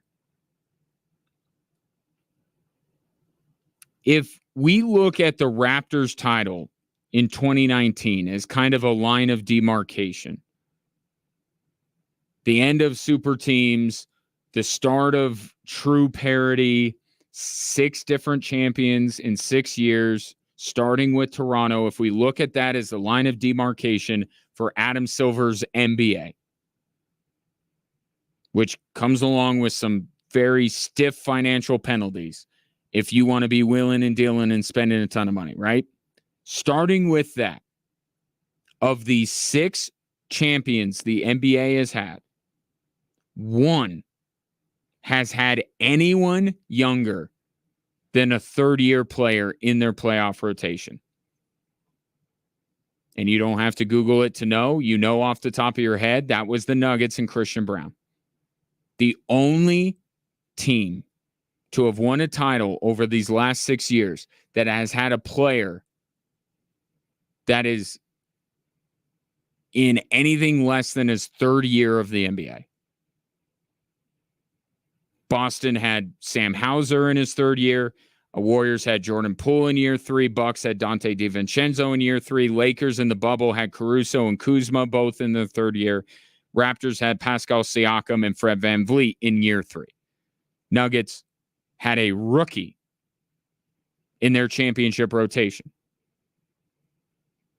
Okay, so already the Nuggets are a little bit of an outlier. Okay, now they're trying to double down here. Right, so the most players in their third year, and those were the youngest players in these other teams' rotations, was 2. Right? By losing, if they lose Kentavious Caldwell-Pope, the Denver Nuggets will have two 30-year players in Christian Brown and Peyton Watson, and at the very least, either Julian Strother in year 2 or Deron Holmes in year 1.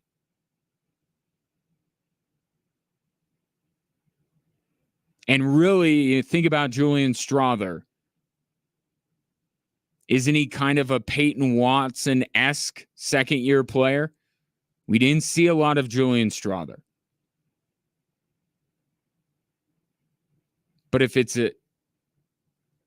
And that, by the way, is with the idea that Reggie Jackson was going to be a part of the playoff rotation.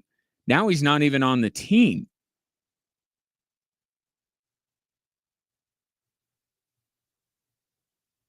So we'll see what they do with that. I do expect there to be a veteran, whether it's Pope or whether it's, they use that money to get a veteran player to add to their rotation for the postseason, what I'm talking about. That's still two 30-year players, and then they're throwing in either a player in year 2 or another rookie. What this team is doing, they're pushing the envelope a little bit. I think a lot of teams understand what the Nuggets are trying to do. And I think a lot of other teams think that they're on to something. But the Nuggets are really leading the way in this.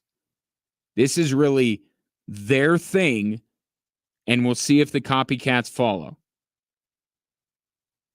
Minnesota probably only has one guy in his third year or younger in their playoff rotation next year, and that would be Dillingham, who they just drafted. And that's if Mike Conley moves on, right? If Mike Conley's still there, then Dillingham may not be a serious part of their rotation. OKC would have the Jalen Williamses with Chet. But those guys also have playoff experience under their belt. They're different. The Nuggets could, I would say not if Michael Malone has anything to say about it, but they could have 3 players in their playoff rotation with a combined 1 series of playoff basketball under their belt. And that would be Peyton Watson. Because once it got to the Minnesota series, Peyton Watson was out of the rotation and Justin Holiday was in.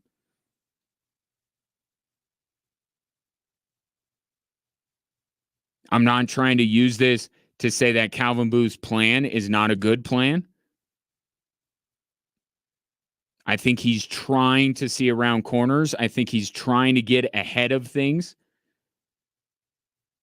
But if the Nuggets were to lose Pope and win a title still, they'd be doing it with some of the youngest players in a rotation that we have seen in the better part of a decade. And I don't even have to look back to say that there aren't a lot of championship teams that had that many young players, right? In the super team era, you had the buyout market, you loaded up on veterans.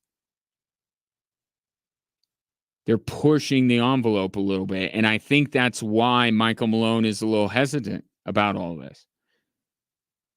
Because he's trying to do things the way that championship teams for years have a proven concept. And Calvin Booth is trying to be ahead of the curve and do something that we really haven't seen. Already has, right? With Christian Brown being a part of the Nuggets championship rotation. Shouldn't that be a little bit of incentive for Michael Malone to buy in more, given what Christian Brown was? I'm not saying that any of these younger guys that I've mentioned are going to be as impactful as Christian Brown, but don't you want to try? Don't you want to do everything you can to see? And I didn't get that sense from Michael Malone this year. And you would think with Christian Brown being able to contribute that he would have a little bit more buy-in, but clearly doesn't.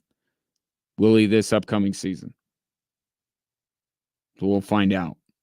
But essentially, you could have 3 of your 8 playoff rotation players, or 4 if you go 9 deep, with a combined 1 round of playoff experience.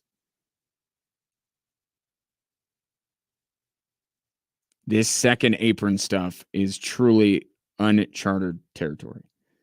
But I think Calvin Booth has a good plan here.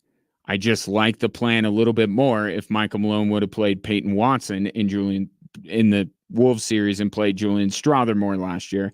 And I would like this plan a whole lot more if they retain the services of Kentavious Caldwell-Pope.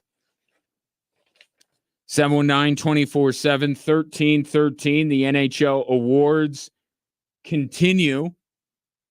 Again, Nathan MacKinnon winning the Ted Lindsay, the MVP as voted on by the players. The last 5 Ted Lindsay winners have also won the Hart Trophy, which is something that also eludes the resume of Nathan MacKinnon. I doubt it gets done by the time we're done, but I'll stick around up until 6 and see if we get some news on that. More Drive Time Sports after this.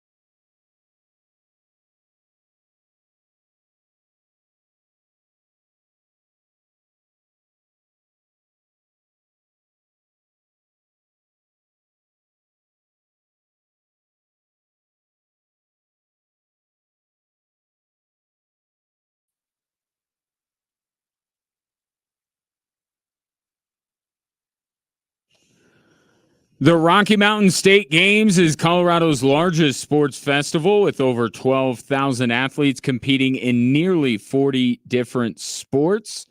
Registration open now for athletes of all ages and skill levels. You can learn more and register at RockyMountainStateGames.org. Avs tonight 1 for 2, I should say, when it comes to postseason awards. Earlier, Nathan McKinnon was given the Ted Lindsay, the MVP as voted on by the players, but Cale Makar did not win the Norris Trophy. That went to Quinn Hughes of Vancouver, who then proceeded to hug his 18 brothers, who are also all in the NHL right now. I exaggerate. But this is not surprising. Nor am I going to push back against it. Quinn Hughes, to me, was clearly the best defenseman in the NHL this season. And it's kind of like the Nathan McKinnon versus Connor McDavid. I'll say the same thing with Quinn Hughes and Cale Makar.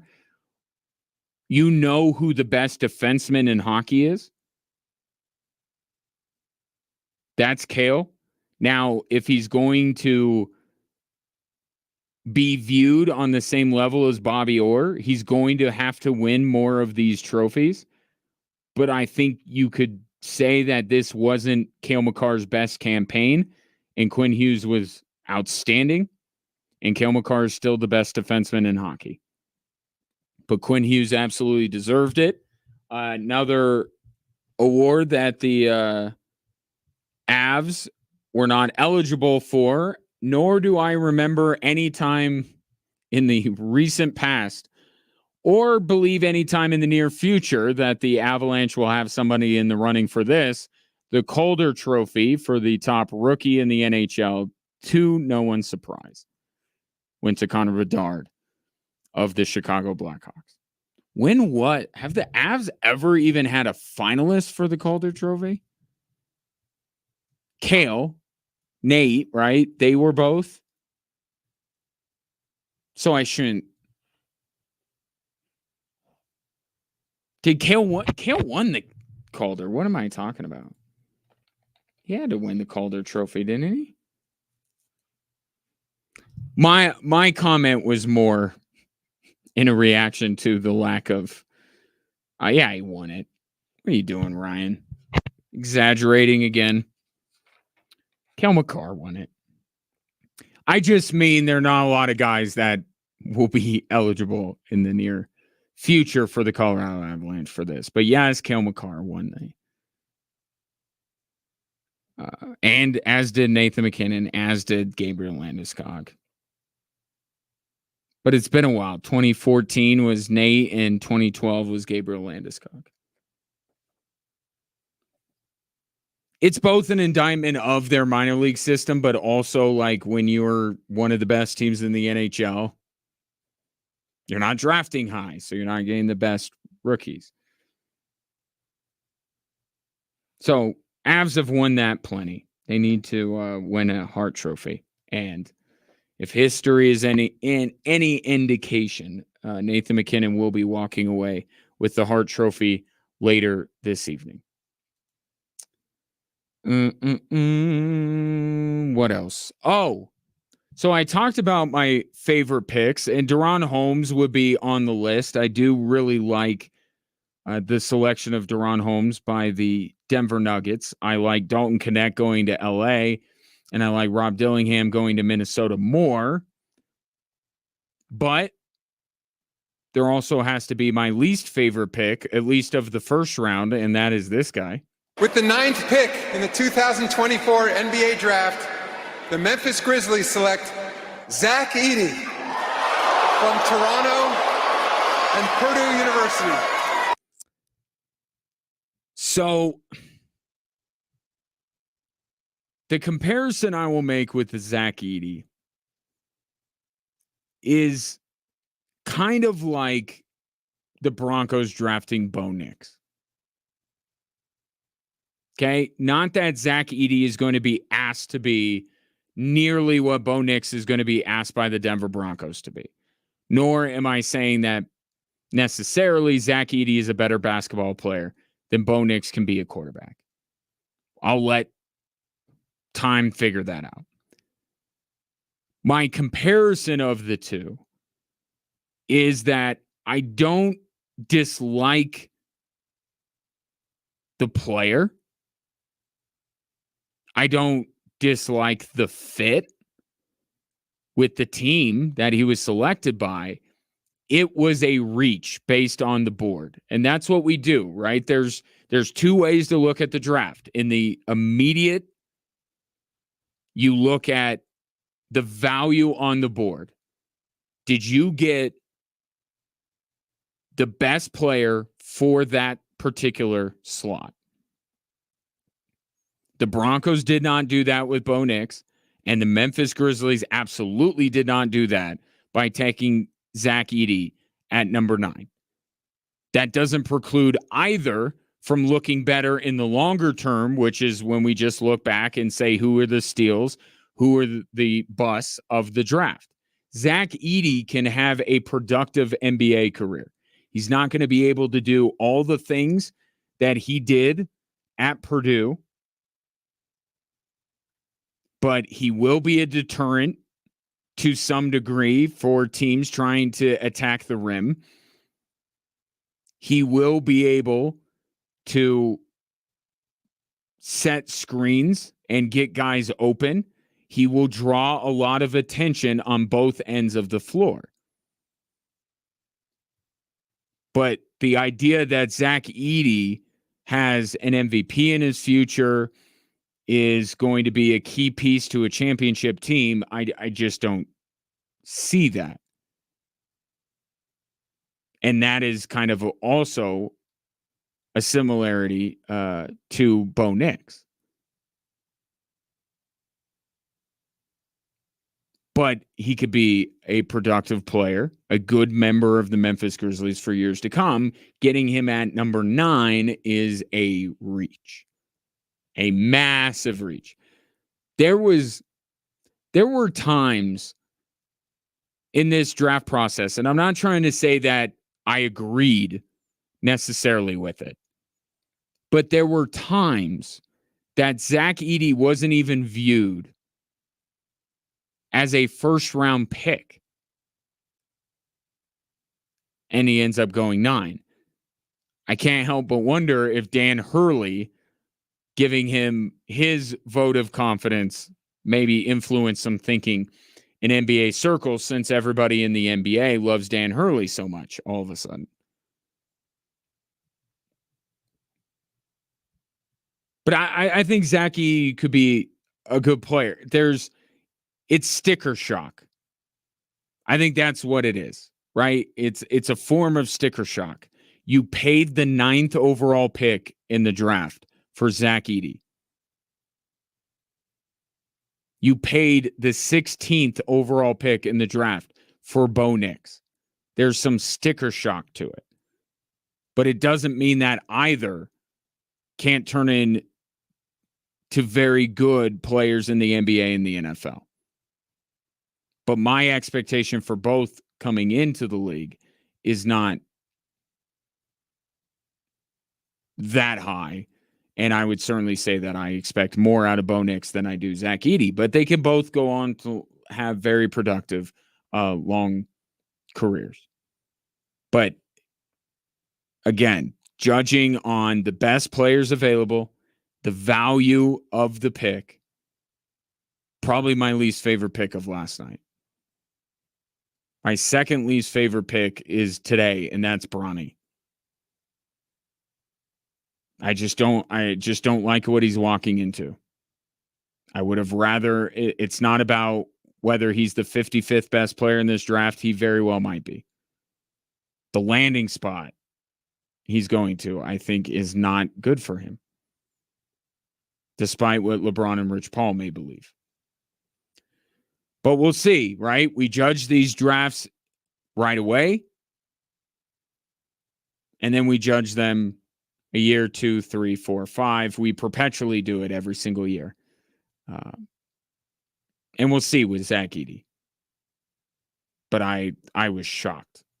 when he was taken. And you listen to that clip there, a lot of people were shocked that Zach Edey went as high as he did.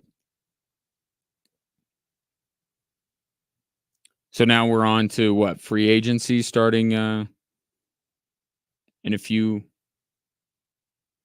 days here with the NBA. And will the Denver Nuggets be able to retain the services of Kentavious Caldwell-Pope? Again, they have traded Reggie Jackson to free up money. Is this a last-ditch attempt to try and get as many dollars as they can underneath the second apron to be able to retain Kentavious Caldwell-Pope and still be under the apron? We'll find out about that. Let's hear a little bit more from Daron Holmes, shall we? He was asked last night what he will need to do to make Denver home, to, be comfortable playing for the Denver Nuggets. Probably an inhaler, because I heard that what's it called? The altitude. I'm playing. I'll be all right. An inhaler. He'll need one.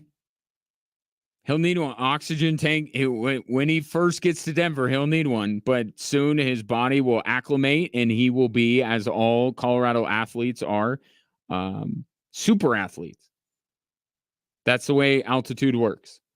It's a little rough at first, but if you stay there and you play there and compete there for a long time, you become better than your peers. That's how it works. Worked for Nikola Jokic. Steve Kerr today, just sticking with basketball before we go here. Steve Kerr met with the media today on a conference call in advance of Team USA's camp preparing for the Olympics, and said that every player, including Kawhi, will be showing up to camp in Vegas. That's fine. You set the roster the way you did. Jalen Brunson should replace Kawhi Leonard on Team USA sometime between now and Paris. I don't like the idea of these guys who are hurt and not available to then turn around and play for their country. And I get the patriotism of it all.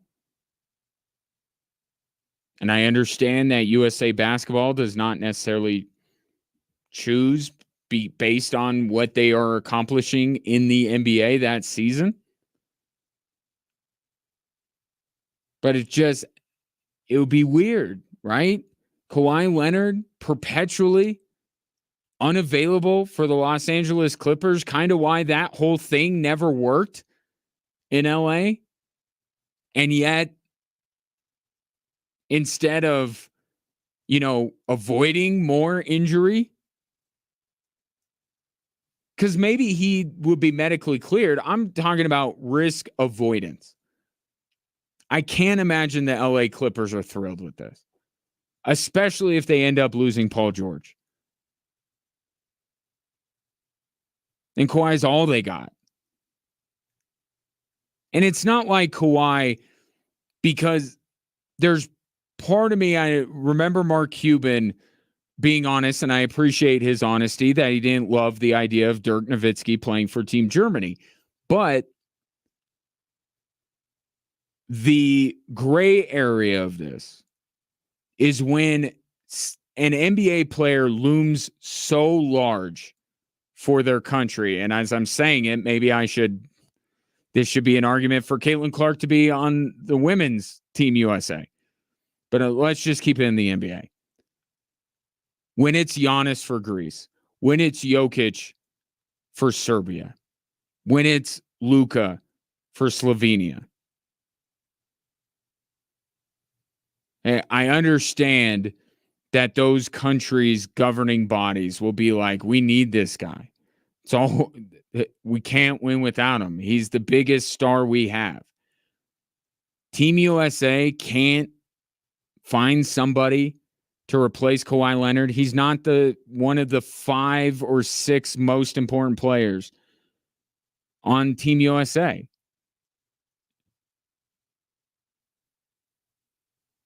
Replace him with Jalen Brunson. Easy. It's one thing for these guys that carry the hopes of their entire country on their shoulders. You know, gutting it out, maybe through an injury or of not avoiding further injury.